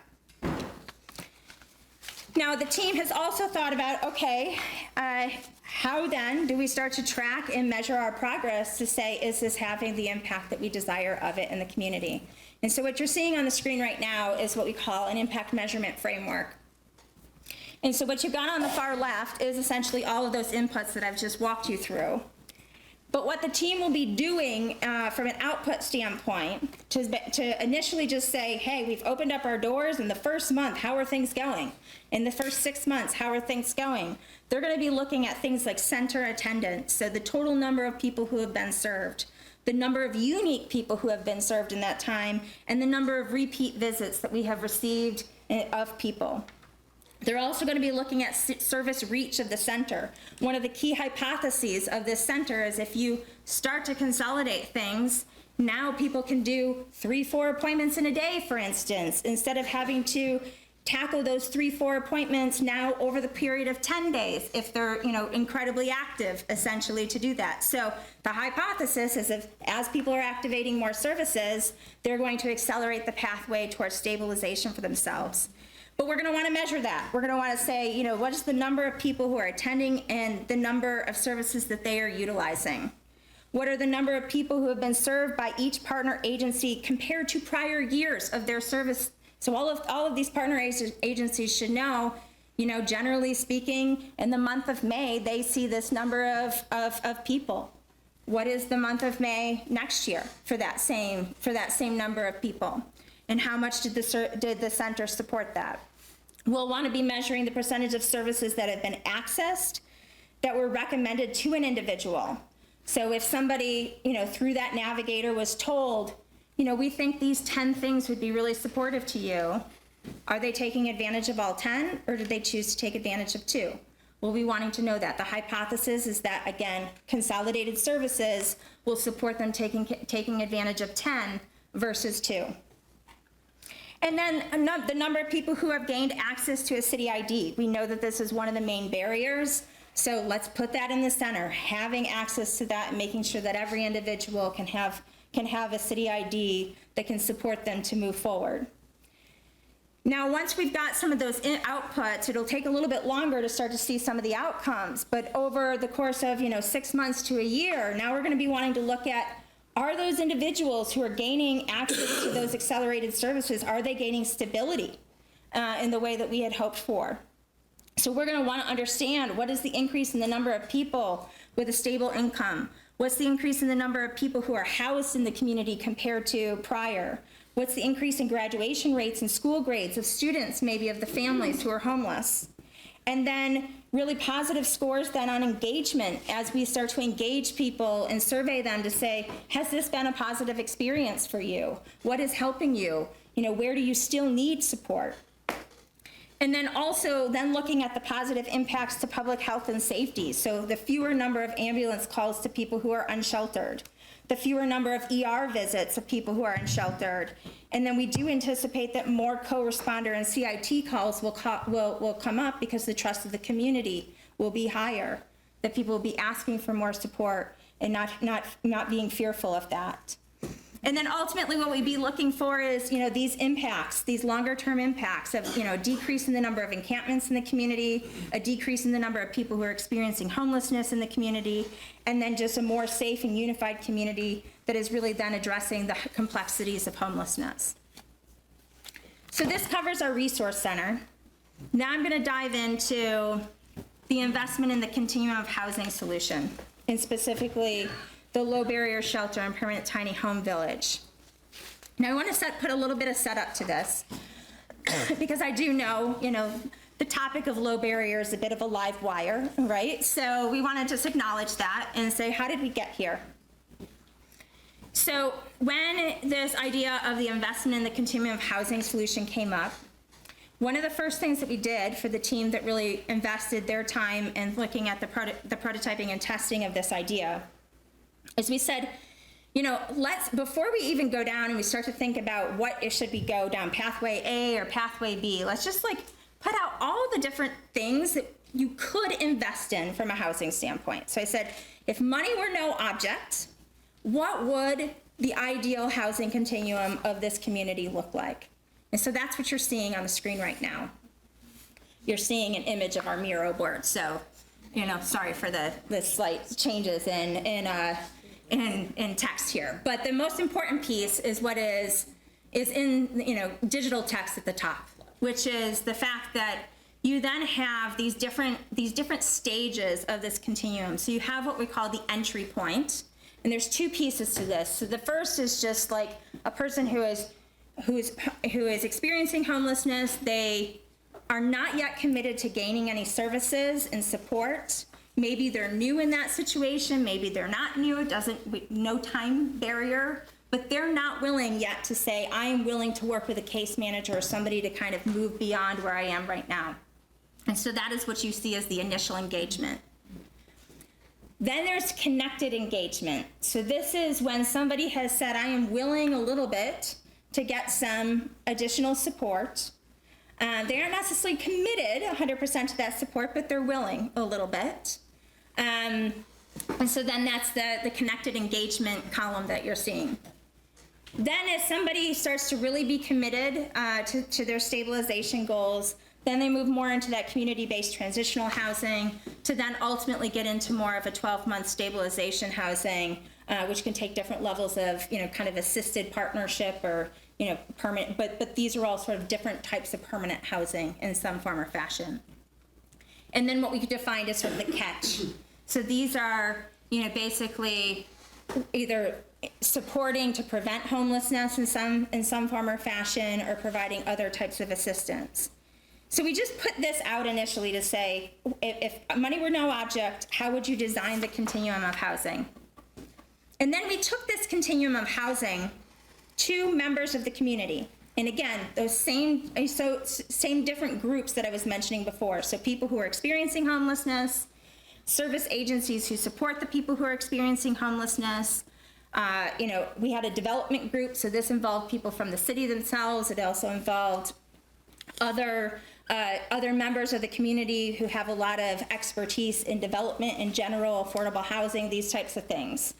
And then ultimately we asked them, if you had to we gave them a voting system where we gave them 100 points, and they had to kind of allocate the 100 points in the different ways that they would across there's 14 things up here. And then when we looked at across all of those points, the things that really rose to the top were then the low barrier shelter and the permanent tiny home village. Now, the other thing that I want to mention here is that it was very clear in those conversations that they do not believe that the city of Topeka should own and operate the low barrier shelter or the permanent tiny home village. They feel as though that you should be supporting that initiative in different ways, but you should not own it and operate it. Now, as we started to dig deeper, because once we had people vote, we then engaged in deeper conversation. I said these were not 10-minute conversations. These were, hours, multiple hours long, to then start to dig into that to say, okay, if low barrier shelter is what you're looking for, what is that really? Like, what do you want in that, right? What do you not want in that? And starting to get to some of the requirements underneath these things. And so what you're seeing on this screen here is some of the key aspects of the requirements that came out. So for the low barrier shelter, it became very clear that both congregate and non-congregate shelter needs to be available in that facility. And that is ultimately to make sure that we are lowering the barrier for people to come in and start to get that support. Some people will not go into a congregate shelter because they do not feel comfortable with that. Yet we also know that a congregate shelter will be more affordable for this community to build than a non-congregate. But there's a way to kind of create a hybrid, and so that's what we're advocating for. We're also advocating that the model of that low barrier shelter include different levels of incentive for accepting and committing to support. So there's lots of different best practices in the nation for what that might look like. From as simple as if you're willing to meet with a case manager, you get a hot breakfast versus a continental breakfast, for instance. Like, there's lots of different ways that you can try to incent for people accepting and committing to greater support. We also believe that it needs to be built to accommodate for pets, because we know that this is a huge barrier for individuals accessing support. It does need to be secured and weapon-free. And it also needs to include lots of community education about what is a low barrier shelter and what it is not. And also, specifically to align for your community of what is your version of a low barrier shelter, because there are many different versions that can take shape. For the permanent tiny home village, the recommendation on the table at this moment is to create a village of 8 tiny homes constructed within a neighborhood of Topeka near a transit line in the community. Now, we are not saying that 8 tiny homes will solve your housing problem. That is not going to solve your housing problem. We are saying start with 8, assess how that's going, and then say, do we scale that program? Now, each tiny home should include a small kitchen and a bathroom, we've been told. Case management should be offered in the village, specifically at this stage of people's stabilization process. They are suggesting a peer mentor model be advocated for at that point. People who would be living in the community want to be hired to take care of the community. They want that sense of ownership with it. They want the housing of the village to be zoned to be affordable, really being rent based upon a percentage of their individual income. And more specifically, that the development model really then promotes that ongoing safe, affordable, and decent permanent housing up to and including ownership. So, the people who are experiencing homelessness really were very clear that they really want more permanent housing solutions in the community, because they don't like all the transition. They want to be able to put down some roots, and they want to have a sense of ownership and community in wherever those roots are put down. So that is one of the reasons why this particular, at least among that group, why they very much advocated for these permanent tiny home villages. And then also because people may be moving into this and they're still sort of in that stabilization process, making sure that there is a safety net of 12 to 18 months just to kind of help people manage some of the bumps that they may have, should they have them at that point. Now, so if we move forward to the implementation timelines for both of these solutions, they're similar. So I'm just going to kind of go through them at in a consolidated way. So in the what's left of Q2 and then Q3 of 2024, what we are suggesting happens at this point related to both of these ideas is to really gain public support for these projects. We know that this is not just something like we're going to stand up here tonight and you're going to be like, yeah, let's go, and that's that, right? Like, there's lots more that has to go into this. And so what we're saying is we need to introduce to the community what do each of these structures really look like. There's different versions for what it can be. There's different models that have been put out throughout the nation. And so really, helping the community to understand those different models, the pros and cons, the trade-offs, to then ultimately start to align on which is the right model for your own community. We also want to, in this process, define who the interested parties are in the community for taking ownership of operating both of these different structures. So, who's interested in embracing the low barrier shelter idea, really running with that? Who might be interested in the permanent tiny home villages? Now, we don't think this should be necessarily just whoever raises their hand first, but it should be systemic in terms of defining who does this.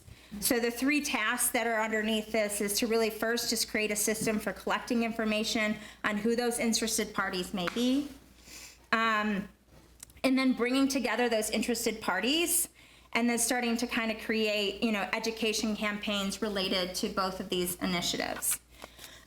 And just, we are anticipating that there may be different, like obviously tonight we heard that Jump is interested in doing the low barrier shelter, right? There may be others that are interested in it and either being part of it in some way, and we're just saying, bring everybody to the table and start to have those, how do they want to work together for this conversation.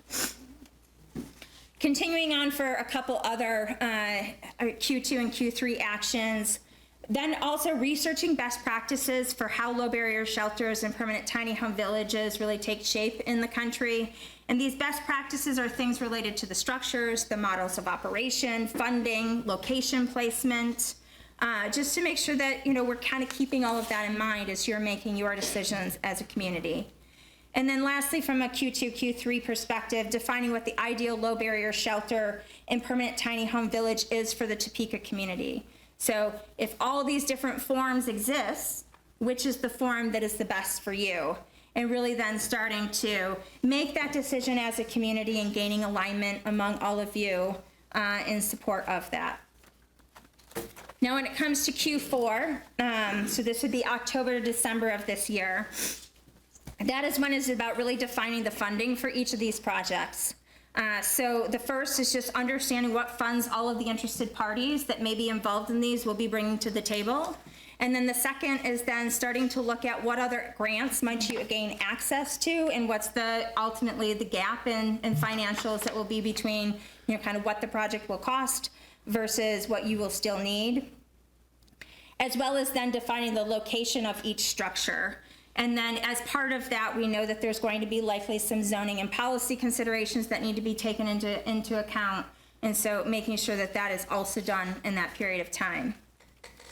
The hope is that by Q1 of 25, you'll be in a position to start to make a decision on who's going to operate the low barrier shelter as well as the permanent tiny home village in the community. We are suggesting that an RFP or an RFQ process be created for this. Of course, who's going to manage this process is a bit still on the table as well, so making that decision. And then ultimately, with the goal of in Q2 of 25, making a decision on which entity will operate each of the structures so that you can start to make some of the more detailed plans going forward. In Q3 of 25, the hope is that then it will be switching attention to really starting to secure those funds. So while we were making sure that there was funds, now it's like, will there actually be funds, right? So it's about securing the funds from the committed community partners, applying for the grants, establishing the capital campaigns in the community if needed to help with some of the startup costs for both of the projects. Also then actually going through the process of securing the location, so purchasing or leasing any of the land for each of the structures, and then creating the detailed building plans for each of those structures as well. And then that puts us into 26 and 27, where we believe the construction of each of those structures will begin with the, constructing the low barrier shelter, as well as then readying the infrastructure if needed for any of for the permanent tiny home village, and this could be inclusive of zoning and policy, with the goal of installing the first phase of the tiny homes in Q3 of 26. And then in Q4 of 26, really opening the permanent tiny home village, continuing to then operate it through the following year, again, assessing what is the impact, what's working, what's not. Does it make sense to scale this project at 8 to maybe more villages?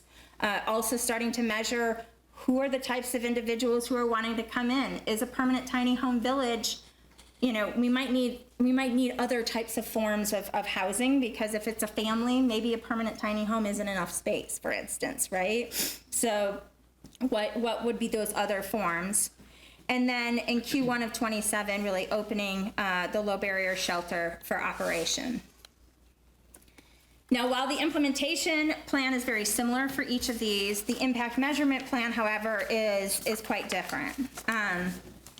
So when it comes to our low barrier shelter, just to kind of recenter here, what we're saying is that it should be built with both congregate and non-congregate shelter within it, built to include different levels of incentive to encourage people to access support, and then, space accommodations for pets, as well as then lots of that community education. And so what we would, hope to see in the relative near term after this had been opened, and maybe even before, frankly, is when the shelter opens from the shelter attendance perspective, we'll be wanting to understand across the community what's the total number of people who are utilizing entry point shelters in the community today. So if you remember, there was like 5 different types of shelters within the entry point. So, if we look at all of those, what's the total number of people who are being housed in one of those shelters any given day? And then what is the number of unique people who are being served through the low barrier shelter, the number of repeat visits to the low barrier shelter, as well as then the capacity of the low barrier shelter daily, how many beds are being used, if you're at capacity, how many beds are you short, et.cetera. And then when it comes to the community education piece, a more educated community around what is a low barrier shelter. So we would be measuring this by the number of people in the community who have actually been exposed to some type of education campaign, whether that means they're attending presentations, impressions, and social, whatever the right metrics would be based on the distribution channels that you choose. And then from an outcome standpoint, we'd be wanting to be measuring progress towards stability goals, so the number of people who've attended the shelter who also engaged with the One Stop Homeless Resource Center. We would be expecting that would have a symbiotic relationship with one another. The number of people who accessed and engaged in services that have been offered to them, really in support of those stabilization goals. And then the reduction in the number of days that somebody's been living outdoors when they have wanted to be not living outdoors. And also then increased community support for the low barrier shelter by more positive commentary by the public and the media, et cetera. All leading to the impacts that we would see out of this, which is the increase in the number of people in active case management with the intent to progress along that housing continuum. Certainly we do not want people like only in the low barrier shelter forever. That would not be our goal. Our goal is to create a relationship with people where then they are interested in accessing that support and are committed to their own stabilization goals. And then a more compassionate community in terms of, what it means to be homeless and how they may be able to support in helping the community to decrease the number of individuals who are in that situation in your community. If we move then on to our permanent tiny home village, the impact measurement plan here looks a little different. So in terms of what we're proposing in the near term is to put in that village of 8 permanent tiny homes, and really making sure that the people who are living in that community have ownership and buy-in to that community and are helping to take care of it. And so we would be measuring this in the short term to say, is there interest in the village? We anticipate that there's going to be lots of interest in the village based on the conversations that we had. But is the village operating at capacity? How many people are on the wait list for the permanent tiny home village? And then more specifically, what's the family makeup of the people who are on that wait list? And that's important information for us to know, like, does just replicating whatever we've done for these 8 make sense for the next, or do we need to make some iterations to address more of the family, different family makeups that may be on that wait list? We're also wanting to know the village commitment engagement, so the number of days that somebody's been living in the permanent tiny home village, and specifically the number of residents who are living there who are choosing to work in the village. And that's an important thing. It was very clear from the individuals who are experiencing homelessness that they didn't want it to be mandatory that they had to work in the village, because if they had a job, they may not be able to do that. And so they wanted to basically have that flexibility. But for those who did work in the village, they wanted then to have, a reduction in rent or something of that nature as a way of payment for it. So they wanted that to be a little bit flexible, but we're using it as a measure for the number of people who are wanting to contribute to the community, that's a measure of belonging and their desire to have that ownership. We'd be looking at the longer term outcomes to then say, does the data suggest that we scale the village? Does it make sense to do that? We wanted to make a projection on the number of permanent tiny home structures that would be needed in the Topeka community to really address the full affordable housing needs of the community. And then, of course, we'd be looking at, are we achieving those increased stabilization goals? So the percentage of people who are living in the permanent tiny home village that have been able to consistently pay their rent on time, and then increased feelings of belonging and hope of village residents as well. And then the impacts that we see there is that, assuming there is a decision to scale the village concept, an increase in affordable housing in the community overall, a reduction in the number of people who are homeless in the community, and the third one I think is an important one to acknowledge, which is the fewer people who are cycling back into homelessness, given the affordability and the sense of belonging that is achieved here. And so as we're coming to the end of the presentation here, on behalf of the 26 people who have engaged on this project, and then the 196 who have been engaged in broader, we are making 2 asks of the governing body. The first is to really support the concepts of the One-Stop Homeless Resource Center, the low barrier shelter, and the permanent tiny homes, which looks like essentially saying yes to taking the next steps, those Q2, Q3 actions that I referred to, and I'll just go through those in a second. And then the second is really then officially charting that multi-sector community coalition that we mentioned back when we reviewed the 9 portfolio of ideas. And specifically, an idea for the community coalition has been sparked within the community with the All Hands on Deck initiative that's being suggested by Compassion Strategies. So what it looks like in terms of support of those concepts, in terms of taking that next step, for the Homeless Resource Center that would be supporting basically looking at what is the ideal location for the short-term proposal for this one-stop homeless resource center. It would be supporting the definition of the staffing and logistics to support it, as well as then opening the center for 3 days a week, no appointment required in mid-September. And then for our low barrier shelter and permanent tiny home village, this would be saying yes to moving forward and seeking public support for those projects, defining who the interested parties may be in the community for owning and operating them, really engaging in the researching of best practices, to then ultimately defining what the ideal low barrier shelter and permanent tiny home village looks like for the city of Topeka, given all of that additional research that would be done.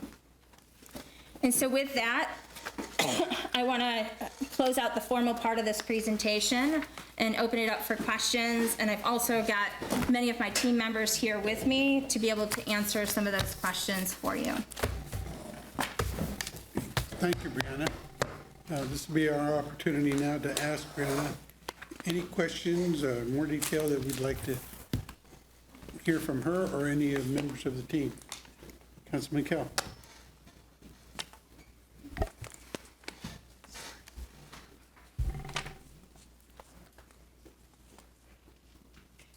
Please don't take any offense to, I voted against having this because I feel like we have JUMP, Rescue Mission, YMCA, SENT, we could have all done this here.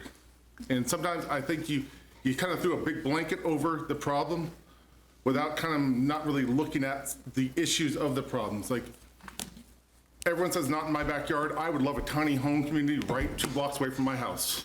Have the perfect spot for it.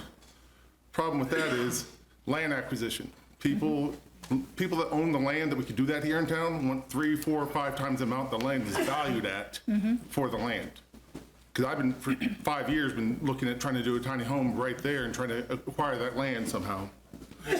And I look at it like, okay, we're gonna have that, but what kind of staffing are we gonna have there? Because I believe we truly need staffing there to help keep it going the way it needs to go. And my thing is that we didn't really look at the new or the borderline homeless and those families that, let's catch it before it becomes that problem. Let's stop it and be that stopgap right there, because our problem in Topeka right now is we have too much of, they can't get help until it gets so bad, and once it gets so bad, there actually is almost really no help for them. And this is coming from a person that was on food assistance, cash, or child care assistance for almost 10 years. I worked at DCF. I've been there. And I've been borderline, had to have emergency garage sales to keep from getting a car repoed, emergency garage sale to keep a house from getting foreclosed on. So I know what it's like. And that's where I think some of our problems are lying, is we're not helping those people that are right on that borderline. And until those programs that are out there, drop them off, and then all of a sudden now it's too late. They're homeless because they can't do that. So I think that's what we really should have been looking at, is the families and the people that are that borderline or new that we could roll back in there, already have that job. And, tiny home community, love the idea. I look at things of like, and yes, have them work there on the weekends, like mowing grass or this or that. But if we can get them working and then get them to put so much of their income based off, for rent, but also for savings. So at let's say that 12-month mark, now they have so much saved up that they can go out and rent and leave our tiny home community and then move on.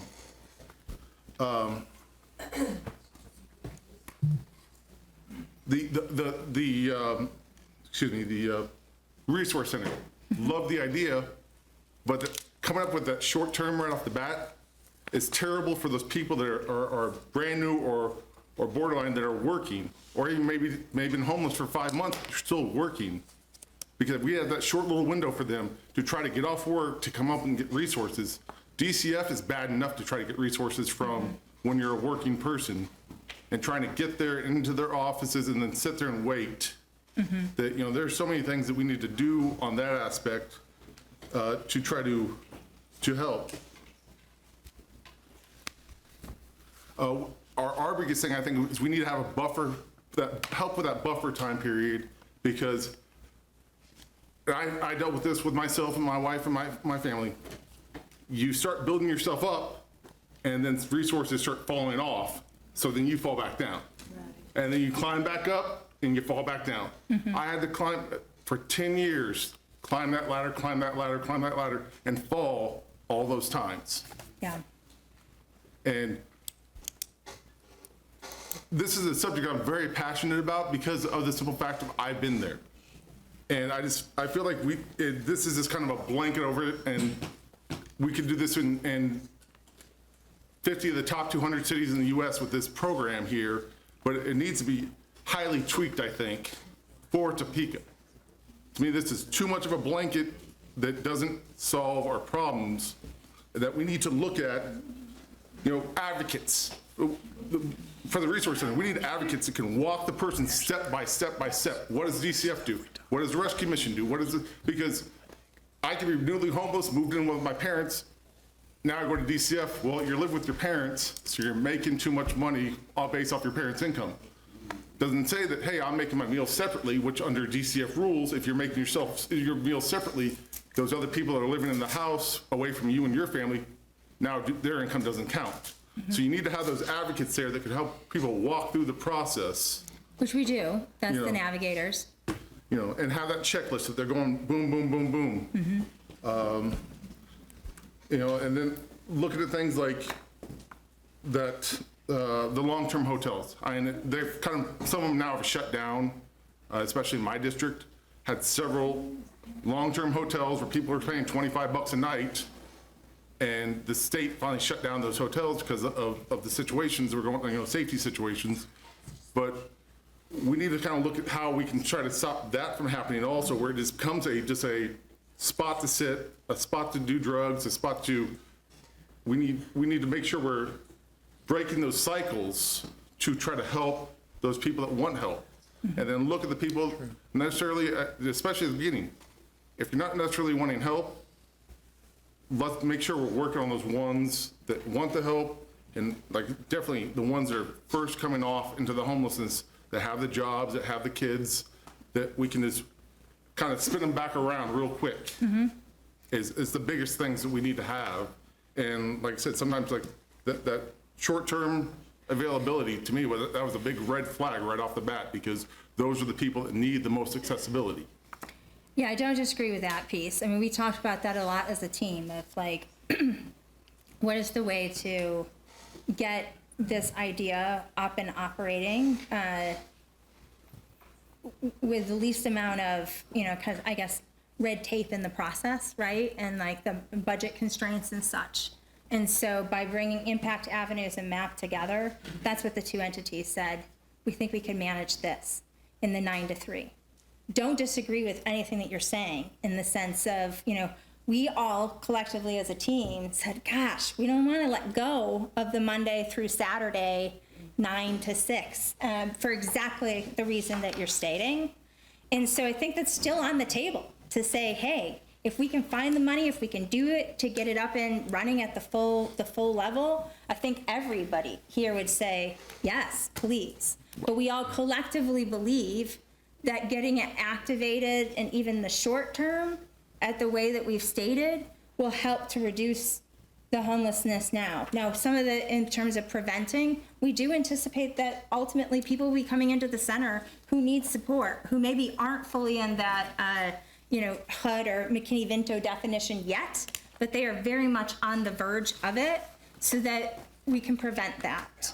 That is something that is very much within the collective vision of the team as well. It so bothers me that short term makes it another barrier for someone to crawl over to try to get the help they need.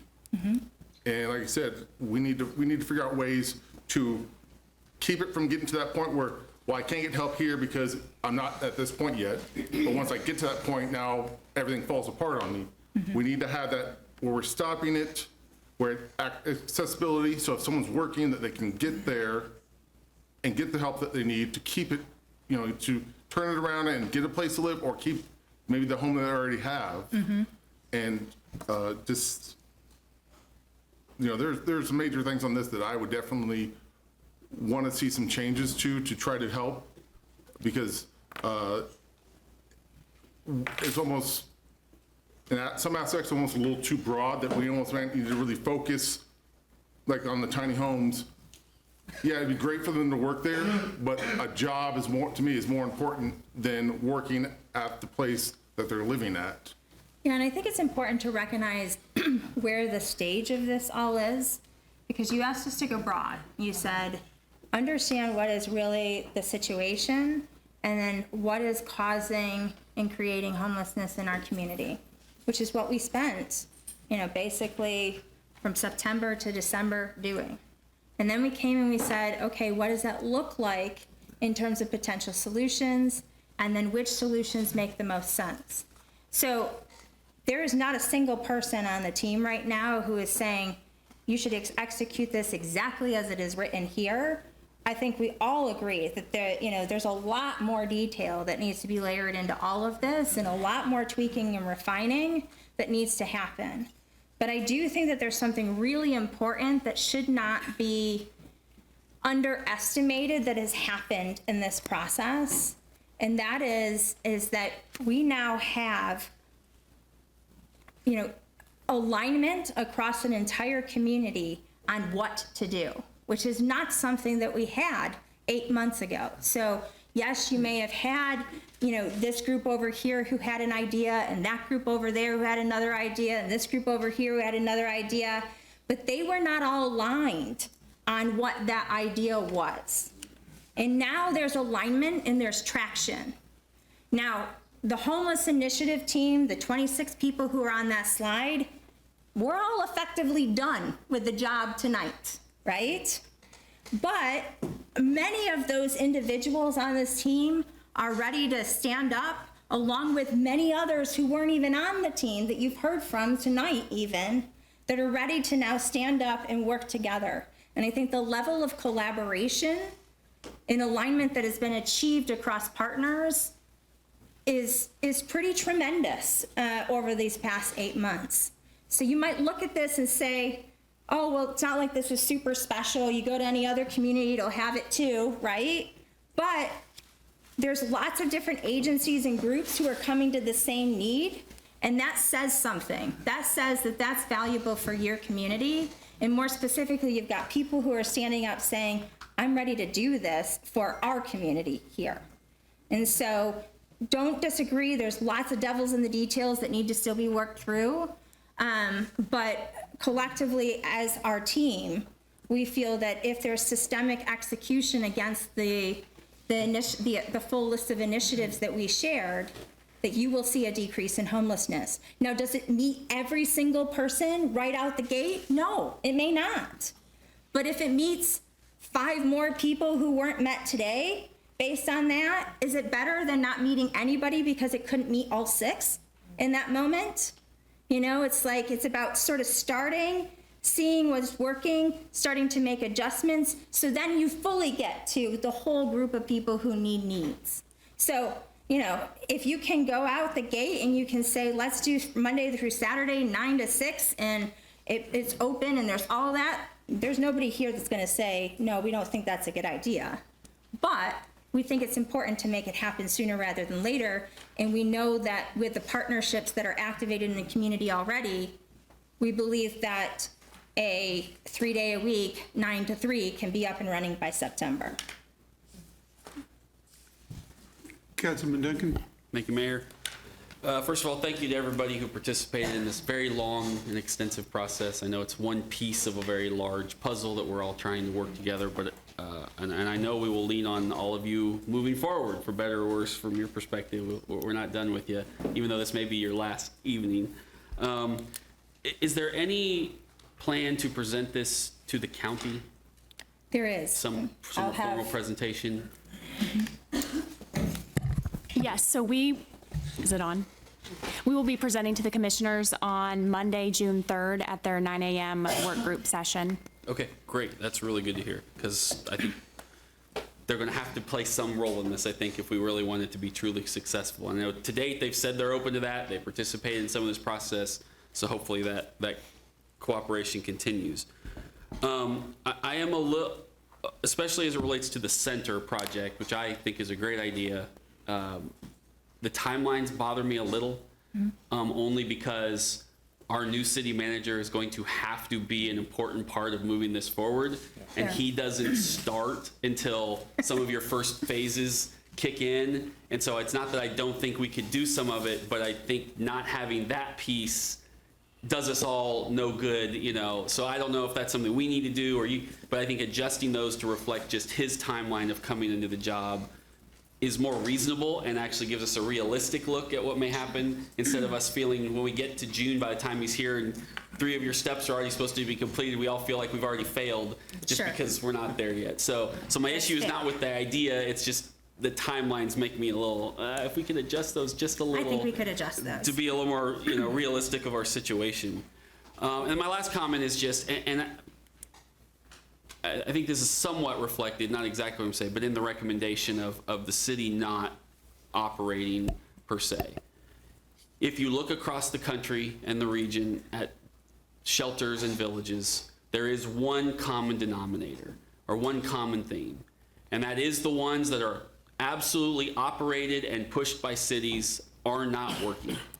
And there's a lot of reasons of that, and we won't spend 2 hours talking about all those reasons, but that's just a fact. The successful ones, including the ones like Avivo up in Minnesota, ones they have down in Texas, there's all across this country that are working, are the ones that were a true collaborative effort. And they were organizations in the community who came forward, not just with the idea is easy. They came up with the plan. This is what it would look like, this is what it will cost, this is who it will help, this is how it's staffed, this is the couple of locations we want to build it. And then they went to those partners that they needed, their cities, their counties, in some cases the state, which we can always ask. They may slam the door on us, but we should ask, right? And the public. And then they came, and it became then something that could move forward because you had that sort of people in the field who were in charge of it, but also had the vision and the plan for how it should operate with the city's support and input into that process. And I think that's reflective of that, so I very much appreciate that, because in doing all this research we've done on those, that's the only way it's going to work. And so I say to not just the group, thank you for the organization, but I say to all the organizations out there who are supportive of the idea, understand that is the model that's going to lead us to success, not just the idea of, hey, city, we have this idea, make it work. Exactly. Because government's great in many ways, and in other ways, not so much, right? And so I'm glad that the study reflects that. Thank you. Councilman Dobler and then Councilman Miller. Thanks, Mayor. Not really a question, more of a comment. Again, following Councilman Duncan, thanks for all the work that was done, 1,000 hours, lots of people involved in this. It strikes me that, we get back to what we kind of already knew. I mean, 2 years ago, we were talking about resource centers, and 3-4 years ago, we were talking about tiny villages and low access barriers. So as some smart person said long ago, there's really nothing new under the sun. We kind of know what it takes. I also know there's some other, actually I heard of one tonight, Ascent. There's other kind of parallel discussions, maybe studies going on in the community. We've heard about Built for Zero. We heard about Scent tonight. I support the concepts, but I want to have more discussion and a longer period of time for discussion. I hate doing these things on Tuesday night. My bedtime is not too far away. We go through the meeting, we have all kinds of other stuff, and then we've got these really important discussions that we need to carry on. So what I've asked, and maybe this ties in a little bit with the new city manager, what I've asked the interim city manager and others is to put together some sort of session soon, maybe the middle of June, maybe a little bit later, in the evening so people can attend, but set aside 2-3 hours, not on a council meeting night, and let's get together. I'd like to hear some discussion of the other initiatives that are going on, a little bit more detail, and then be able to compare with what This group came up with lots of good ideas, who the partners are, where the similarities are, and very quickly, we're going to have to get to the point of where is the funding coming from. And similar to the discussion we had about a project earlier tonight, if we go way down the road before we figure out where the funding's coming from, we're going to be disappointed. So I think a hearty discussion of the funding issue at the very beginning is important. So again, I would ask for that meeting to be set fairly quickly so we can get the word out. And let's dive in deeper and take what your team has already started, layer on what other people are doing, and we're going to arrive at something that works for Topeka. Thank you very much. Councilman Miller. Thank you, Mayor. And I share your sentiments. My bedtime is not that early, but my son's is, and I would like to see him before he goes to bed. I'm just astounded at the collaboration of partners that have worked on this. Understanding that Topeka Jump is now behind it as well, not now behind it, but is behind it as well. That's a huge step because they have been at the forefront of trying to make something happen for a really long time. Since before I was coming to city council, I'm seeing them yellow shirts all the time, everywhere. And I appreciate that. Branding is important. But I will say that I support what you've asked us to support. I think that I agree the timeline might need to be pushed back just a little, just for the sense of making sure we have all the ducks in a row and we don't fall flat on our face. But I don't want to wait too long because having the privilege of going to a home to see my son is not something that everybody has. So I don't want to take too much time to be able to give space for people to have somewhere to go. Yeah. Thank you. Deputy Mayor. Thank you. Again, kudos to all the hard work that went into this, all the hours that went into this. And I think there's definitely some things that I see that I feel at this point I could support. There's still a lot to look over. I don't think anybody that's been following this is not understanding that I have supported a solid Built for Zero the whole way. And I agree with Councilman Dobler that we should be having a meeting to get that fleshed out, because I understand now that Built for Zero model has been embraced by the state of Kansas. And so there's proven methodology there.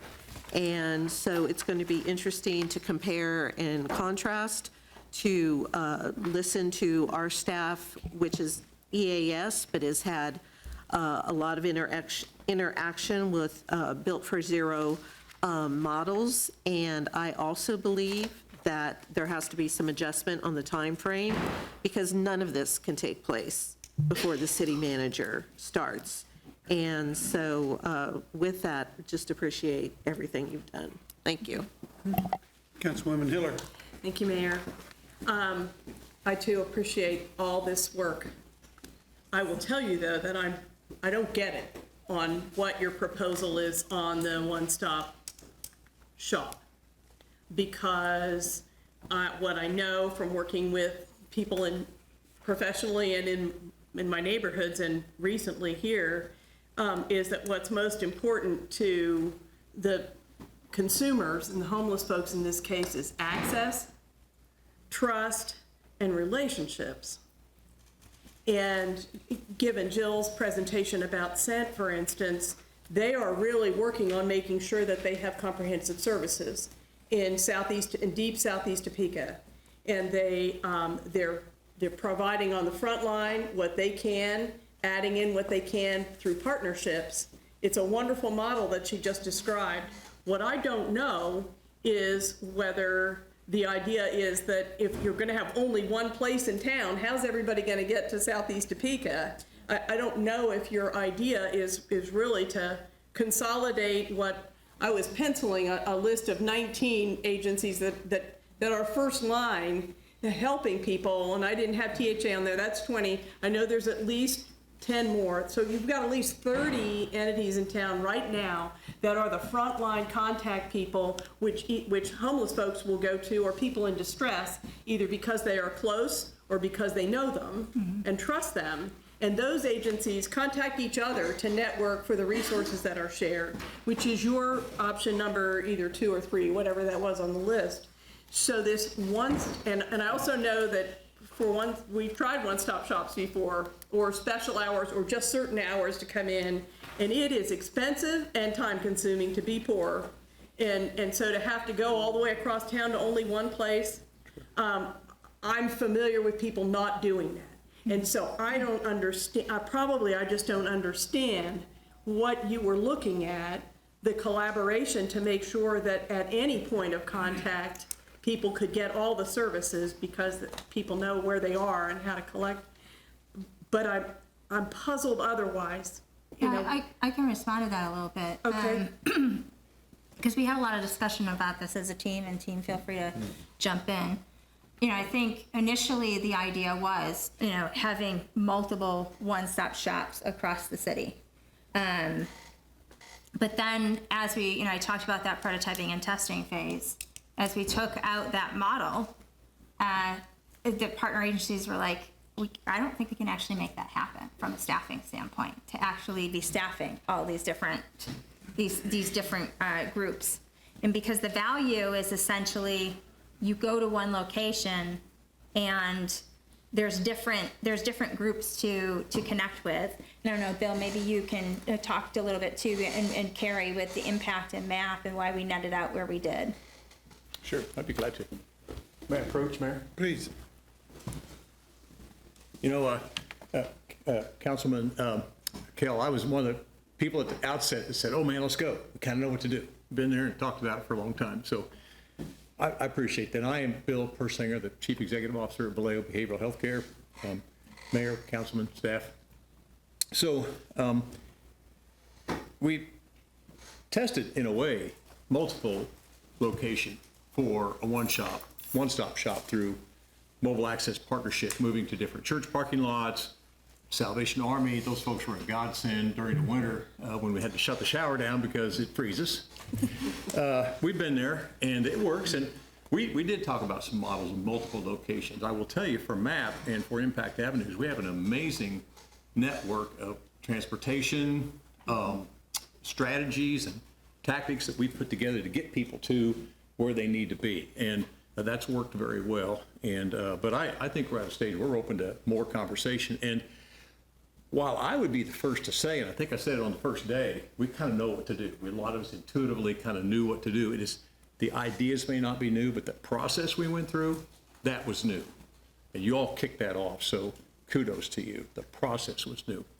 The other thing for me that was really driven home was the fact that you had government represented, you had nonprofit agencies represented, and you had the faith-based community represented. And that is something that's unique to Topeka. And we see that with MAP and with other programs. But the process was new.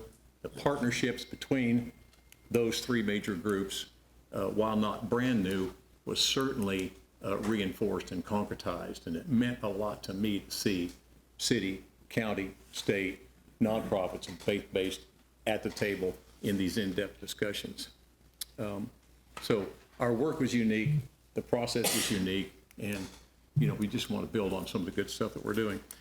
The other thing that was a little understated in our report intentionally was one section in the middle of page 7 on the right, where it talks about, you know, resources for existing programs. And we spent a ton of time talking about services that work upstream. But this document would have been about another 100 pages had we stood up here with proposals on what to do with this or what to do with that. So I really think Brianna and the crew did a great job of helping us focus on the product and not 100 pages of why we should have more detox, why we need more housing, why we need this, well, you know. So I think, though, that if you look at page 7, right there in the middle, I think it's number 5, really is kind of understated intentionally. So we don't want to, you know, we didn't, just didn't want to emphasize that area for the purposes of the report. So Councilman Kell, your remarks are right on. What can we do upstream? What can we do before a person's homeless? What can we do before that family has to spend the first night in a minivan in a parking lot somewhere? And so right on, Councilman, right on. But we understated it in here kind of intentionally. That's my perception of it. So, Mayor, stand for questions, but thank you for your confidence in us. I'll add to answer your question. We have talked extensively about transportation and how that fits into the one-stop shop, because there will be a need for some way to help individuals get there. So currently, with our transportation system, if someone needs to, say they need to go to DCF, it will take them, it takes almost an entire day. It takes maybe 2 hours waiting for the different buses to get there. They wait to be seen, take care of whatever it is they're there for, and then maybe another 2 hours to get back. So for someone who's in crisis in our community, to get one service taken care of in one day, it takes almost an entire day. So a one-stop shop, it may be that initially, until we can figure out more of the transportation piece, it may still take an entire day or half of a day, but they're getting to that one location, and instead of just accessing one service, one agency, they now have 10, 15, 20 agencies that they can see and get resources and services all at the same time. So it's not a perfect system. We still have things and details to work out, but it does help. I guess if I can say, related to that, and again, I just don't understand it, whether you talked about MAP and Impact Avenues collaborating. Well, if that means, I'm going to oversimplify here, working smarter by collaborating, or does it mean we get rid of half of our community-based nonprofits and pool all the money and have everybody in town go to one place for everything? I just don't understand. But because I do think that the disbursement of the agencies, we've got them in North Topeka, we've got them in Central Topeka, East Topeka, and so on. It's just maybe hopefully not clear enough, but if on the other hand, collaboration was what you had in mind, I agree with Councilman Dobler that, if there's a time that we can all maybe ask our questions to you in advance, but then have a deep dive session, that might be the best way to go. Just touching briefly on the housing side, the fact that there was consensus that it should not be run by the city, and apparently a strong commitment and conversation about private sector support. I appreciate that, and I'm hopeful that that's why Jump is here as well, to contribute to that. We need that. The private sector has done a wonderful job historically with Rescue Mission, with Doorstep, Salvation Army, and so on. And in my experience, has been flexible in that way to be able to, and then Cornerstone and Habitat for Housing as well, THA, quasi, public and private. The private sector has really stepped up. We need that. And I don't want to get in the way of that with some sort of consolidation or a really limited plan. So just to lay that out in terms of first feedback.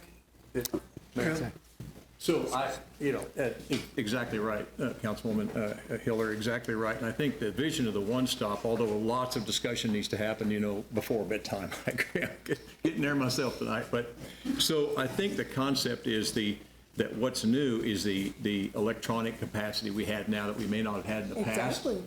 With access and, standing up, internet access or whatever you call that, what's not hotspot, I don't know what the word is. I'm too old to understand some of that, Councilwoman. But so the idea is enrollment, like active enrollment. So if you just take Vallejo for a minute, we don't see a big old branch office of Vallejo in a one-stop. We see a couple of staff there to intake, navigate, do some case management.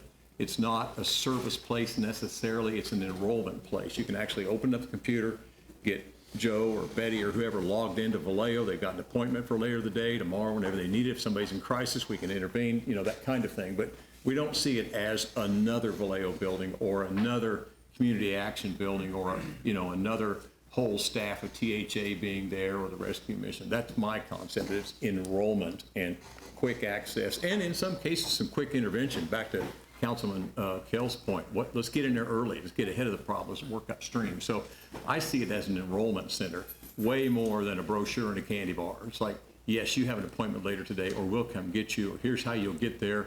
It's access, and I think you used the word yourself, access. What's different today in 2024, 25, 28 is the electronic aspect and the quick access that we can create if we can get folks to a place or places that need to be for a one-stop, so.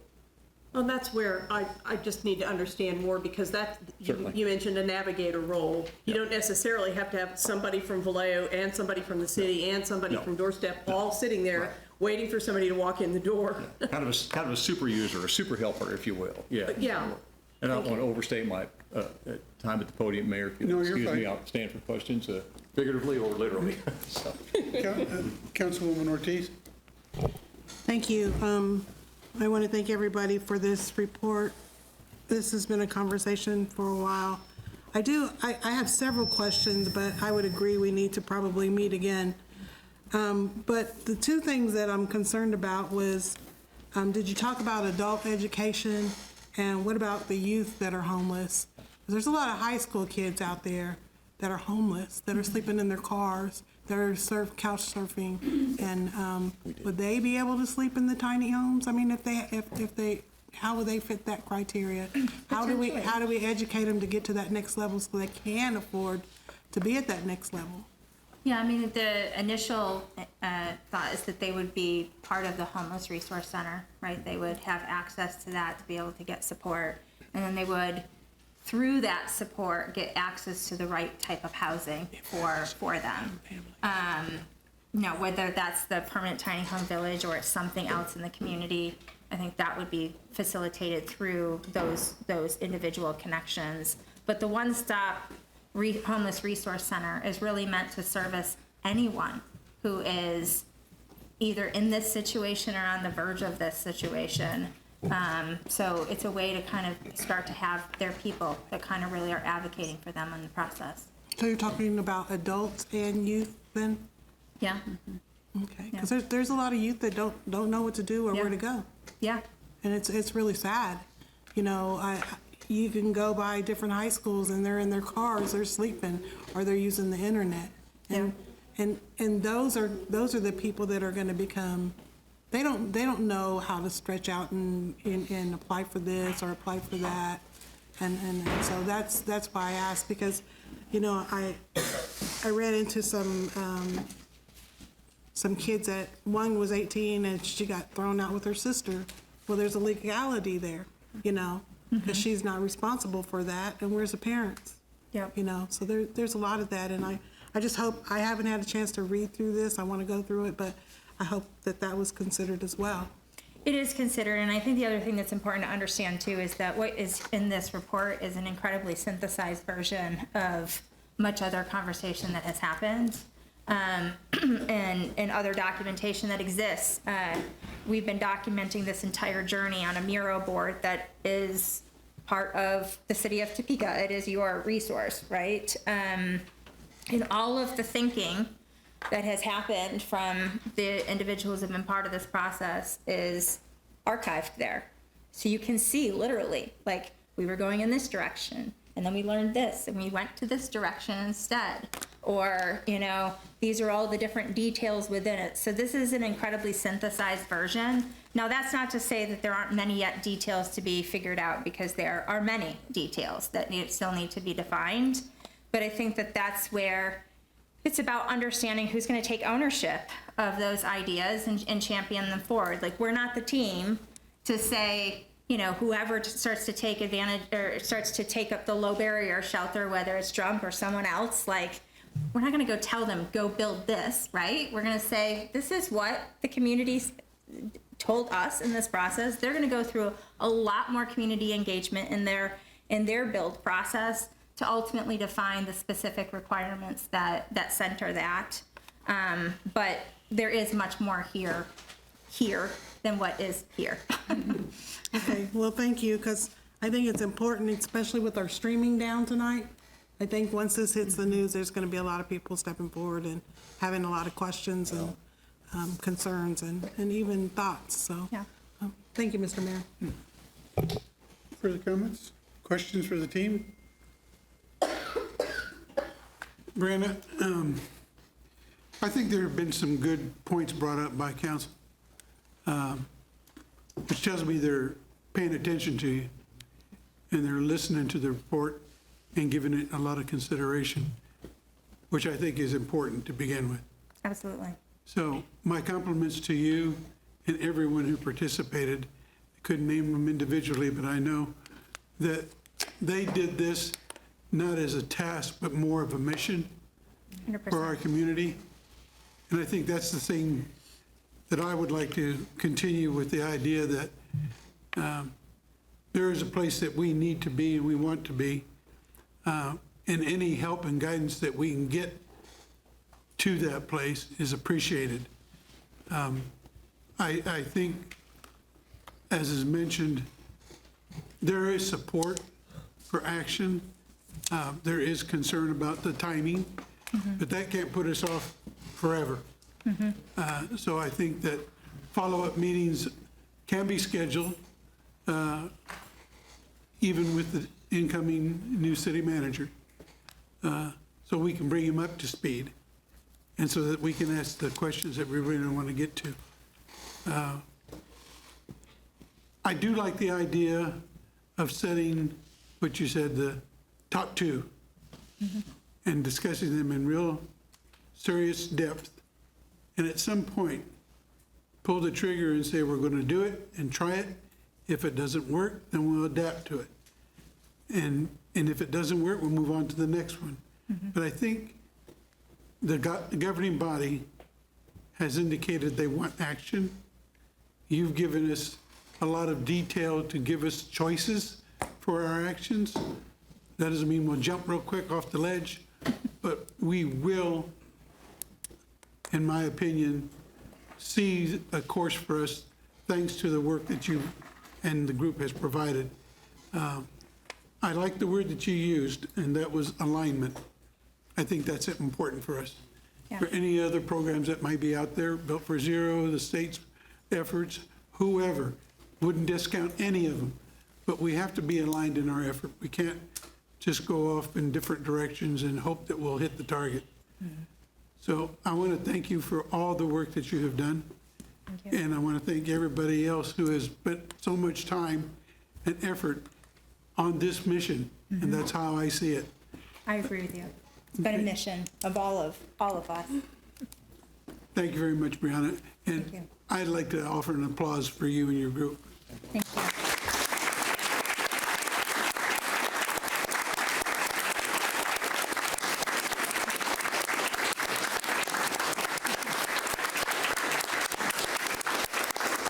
Thank you. It's been a pleasure, and I really feel very hopeful for all that will transpire in this community. The alignment and the collaboration of all of the team is pretty awe-inspiring. So you've got a good group here. Thank you so much. Thank you, Brianna. Okay. I'm checking with the clerk. We don't have anyone signed up for public comment? That's correct. Good. Okay, we'll move on to announcements. Tanya? There is no meeting next week. Pardon? There is no meeting next week. Round of applause. Okay, city manager? Mayor and governing body, couple of remarks. Thank you so much for sitting through this discussion. This was critical for everybody, for the community tonight, for your team with the city that is constantly working on this issue, and they will continue to work on it. Progress oftentimes is 2 steps forward, 1 step back, 3 steps forward. That's what progress sometimes is. That's just the reality of it. But I can assure you that the team you have with the city understands what the goal is, what the mission is here, and you can't eradicate, we don't have it in our power to eradicate homelessness. But from this discussion last night, there are some strategies out there that we can help our community partners do. They need our support. Support takes a lot of different faces, but if we support those efforts in the community and we understand what those efforts are, the community will be stronger when it comes to dealing with this issue.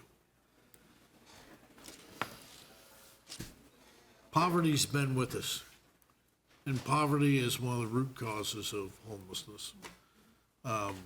We had a president over almost 100 years now that talked about that people were entitled to have a home, to have a job, to be fed, to have opportunities.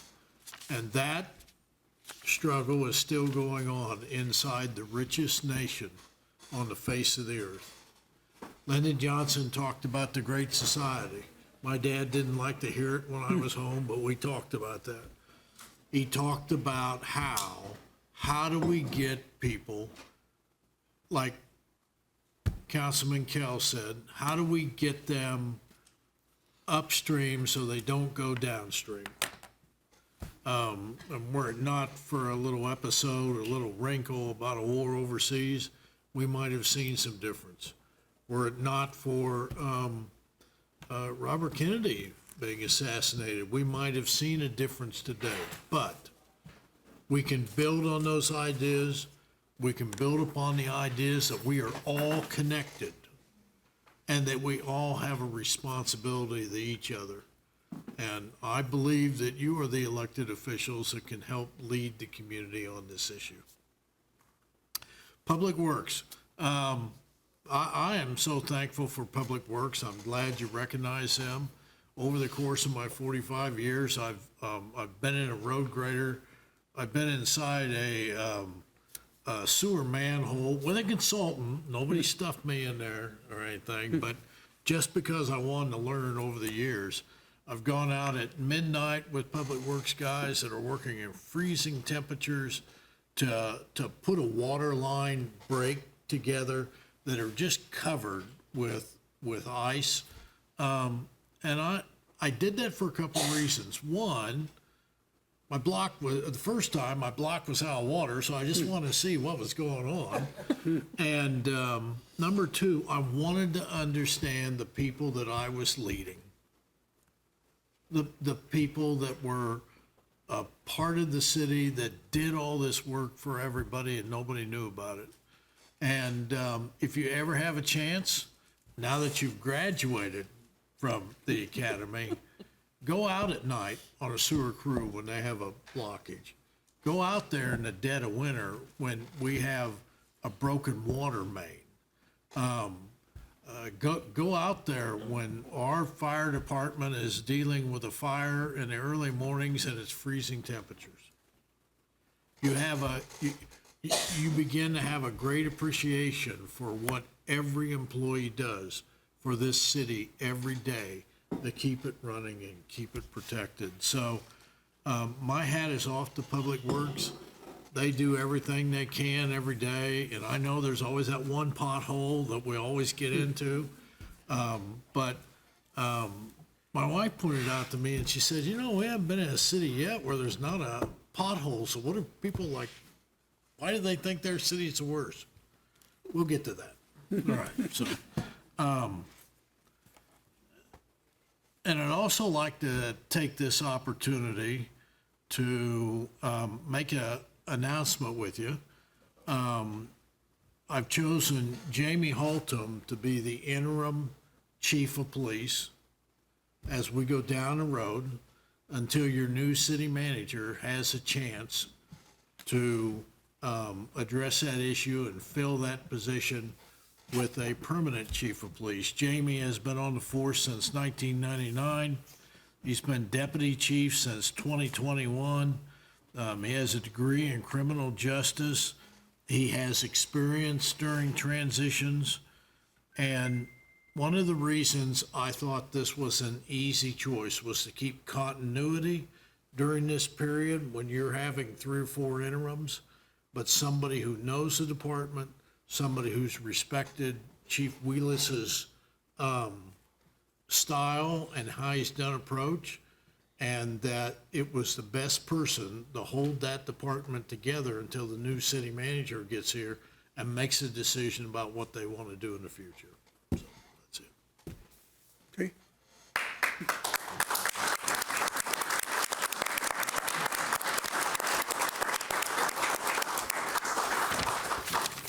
I talked to him earlier. He's going to be good in the job. It's good. Congratulations, Jamie. Okay, Councilwoman Hiller. Thank you, Mayor. Excuse me. Getting tired. Couple of shout outs and then a couple of invitations. Again, shout out to Allie Weems by name and the whole Public Works Department for landing those big grants from the federal government and the state. That's huge.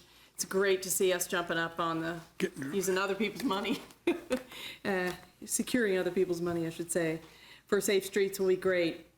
Also, meant to mention this last week, but a shout out to the employee volunteer team who went out on May the 3rd for an Earth Day cleanup event and picked a couple of different locations and rallied up 30 trash bags of litter as part of the citywide Earth Day campaign, and also as a kickoff to our summer Changing Our Culture of Property Maintenance cleanups as well. Shout out to the 70th anniversary Blvd Board Coalition. Friday night, the mayor was there, he knows, full house at White Concert Hall for Now Let Me Fly. Good show. It was incredible, and the show was great. Lots of people coming to town to participate in that. And the next day, there were over 200 people at the homecoming celebration luncheon, and that was at Blvd Board. The plaintiffs themselves, plaintiff era folks who were students or teachers at the time of the decision were in particular invited. And they came, and a guy named Joe Anderson from East Topeka, grew up in East Topeka, 10th and Chandler, was the keynoter. And I'm not sure he'd been back since he went into the military after high school. And it was the whole event, people were there. I just have goosebumps even telling you about it. There was a connection there, a reconnection, candid different lenses on what happened.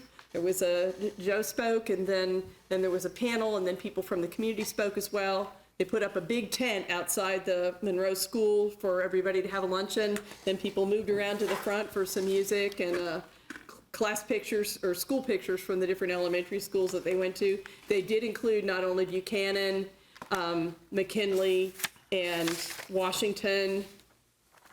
I'm forgetting one more. And then they also included Pierce School, which the Pierce edition wasn't part of the city at the time. They had their own school on the other side. Monroe. Duh. It was incredible, and I think that people will be back. It brought people home. It really did. And kudos again to the coalition and the Park Service for their hosting of that and creating that vibe. Shout out to Arts Connect as well. Artist Vanessa German. I mentioned this last week, but they did unveil the art creations in the Rita Blitt Gallery. It's part of the Mulvane Art Gallery. It's next to White Concert Hall. Incredible. Those were envisioned by people from Topeka that came to workshops with Vanessa German. And then the art that was created is incredible. It will be at the Blitt Gallery, generally from noon to 5 is when it's open. You can double check for times. Into the summer, it will also move to the Great Overland Station for a while as well, and will likely go on a national circuit. It's big. And did I lose my note? The dedication of that, and then the upcoming the event this Friday night, the spoken word, Way of Light spoken word, were profiled on Good Morning America this morning. National recognition for what's happening here in Topeka with this anniversary. So pretty cool. So again, the invitation for this Friday evening, the performance of the spoken word operetta will be at 8 p.m. in White Concert Hall. There will be a reception starting at 6:30 before that people can come and both visit as well as go through the art exhibit that I mentioned. There also will be a talk back afterward. That piece, for anybody who's heard snippets about it, I'm in it, so it's a brand new experience for me to do that kind of thing. You'll see people that you know or that you'd like to meet if you go and attend. It is a very powerful piece that has evolved with the artist as those rehearsals have progressed. 4 of us in that have been involved in Topeka United's Mosaic Partner Pairs program. Again, others that you would know or want to, just people from all elements of our Topeka community. So that's it, reports and some invitations. Thank you. Deputy Mayor Valdivia. Only want to wish my dad, Angel Valdivia, a happy birthday. He will be 87 on May 31st. Te amo, papi. Happy birthday. Councilwoman Ortiz. Thank you, Mr. Mayor. You know, a lot of buzz about the 70th Brown v. Board, and they were on TV last week. But you know, it's amazing because the different faces that I see, it really wasn't that long ago.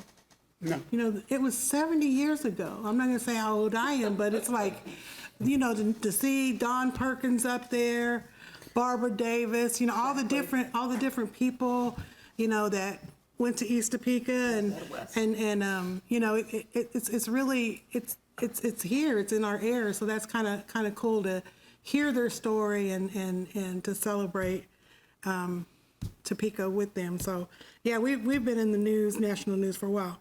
I received an email, me and Councilman Banks, about 21st in Indiana.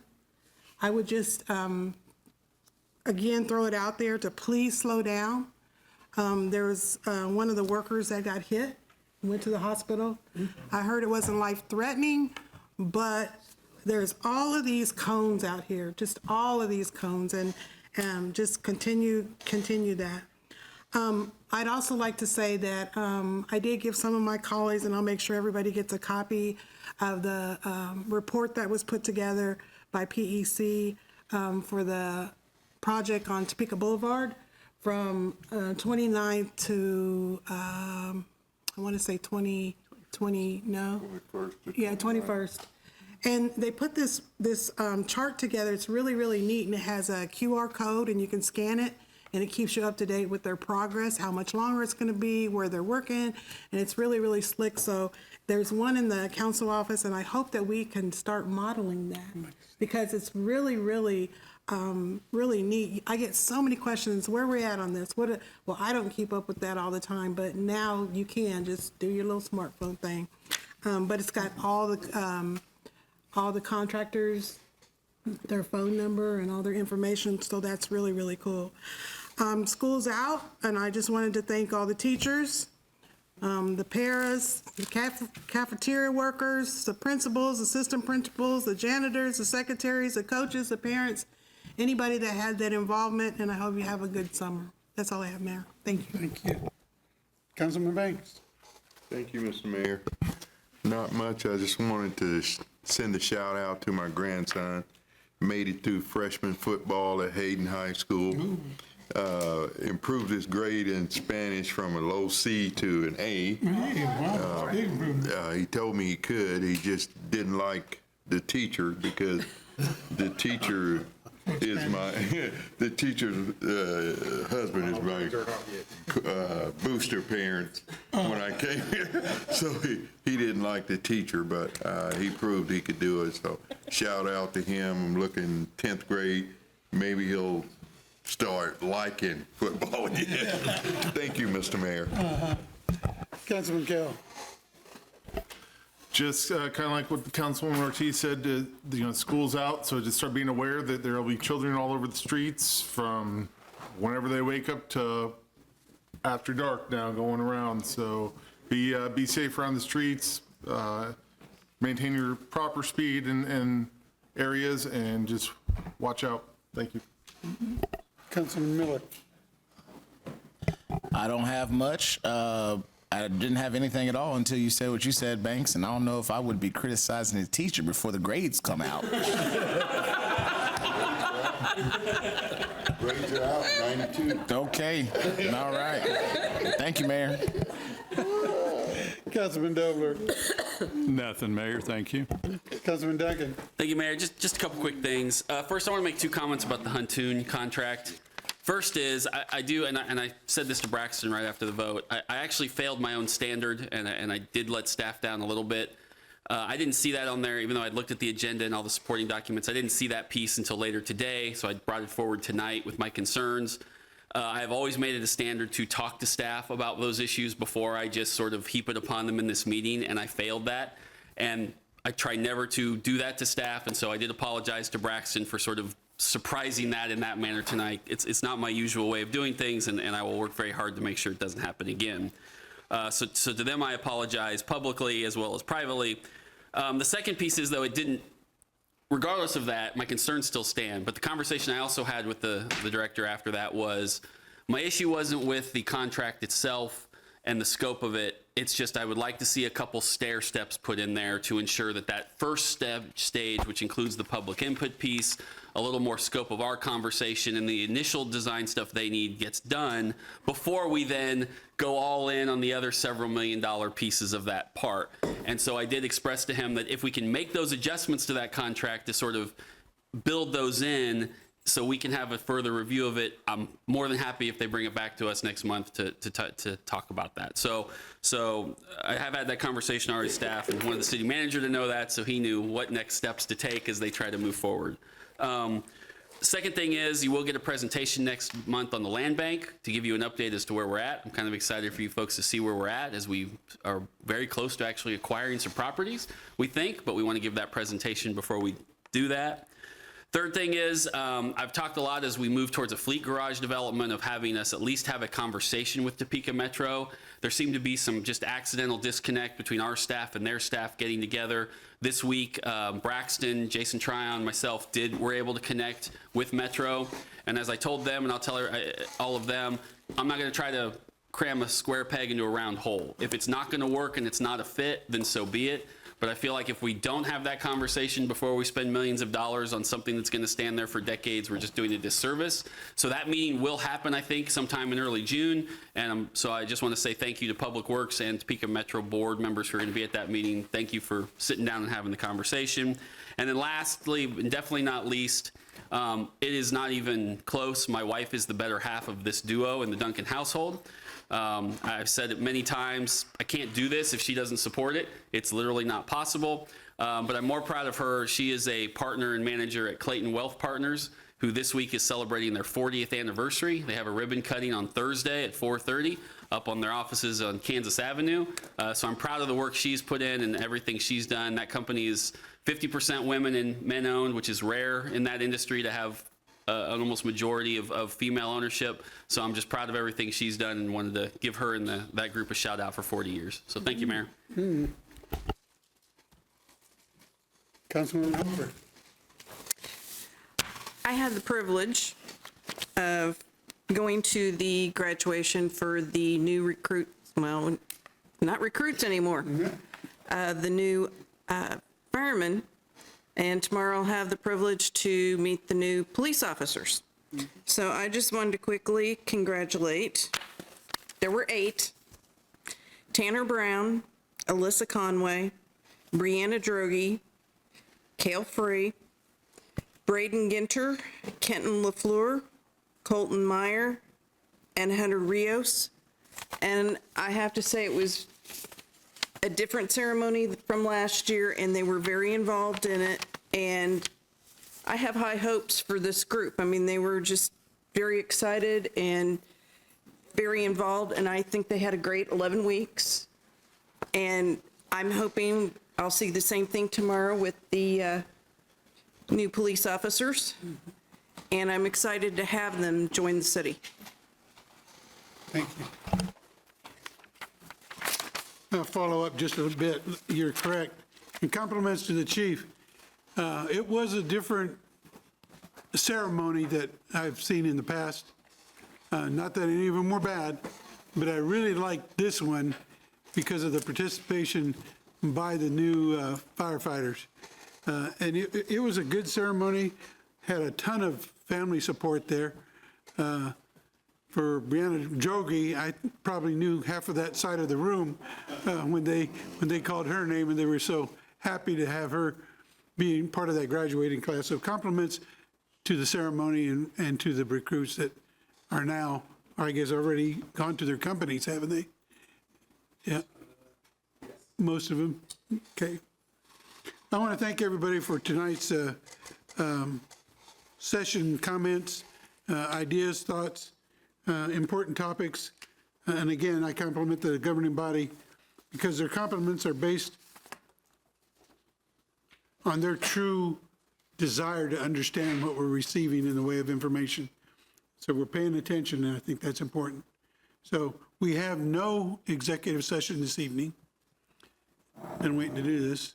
So if there's no further business to come before this body, this meeting's adjourned.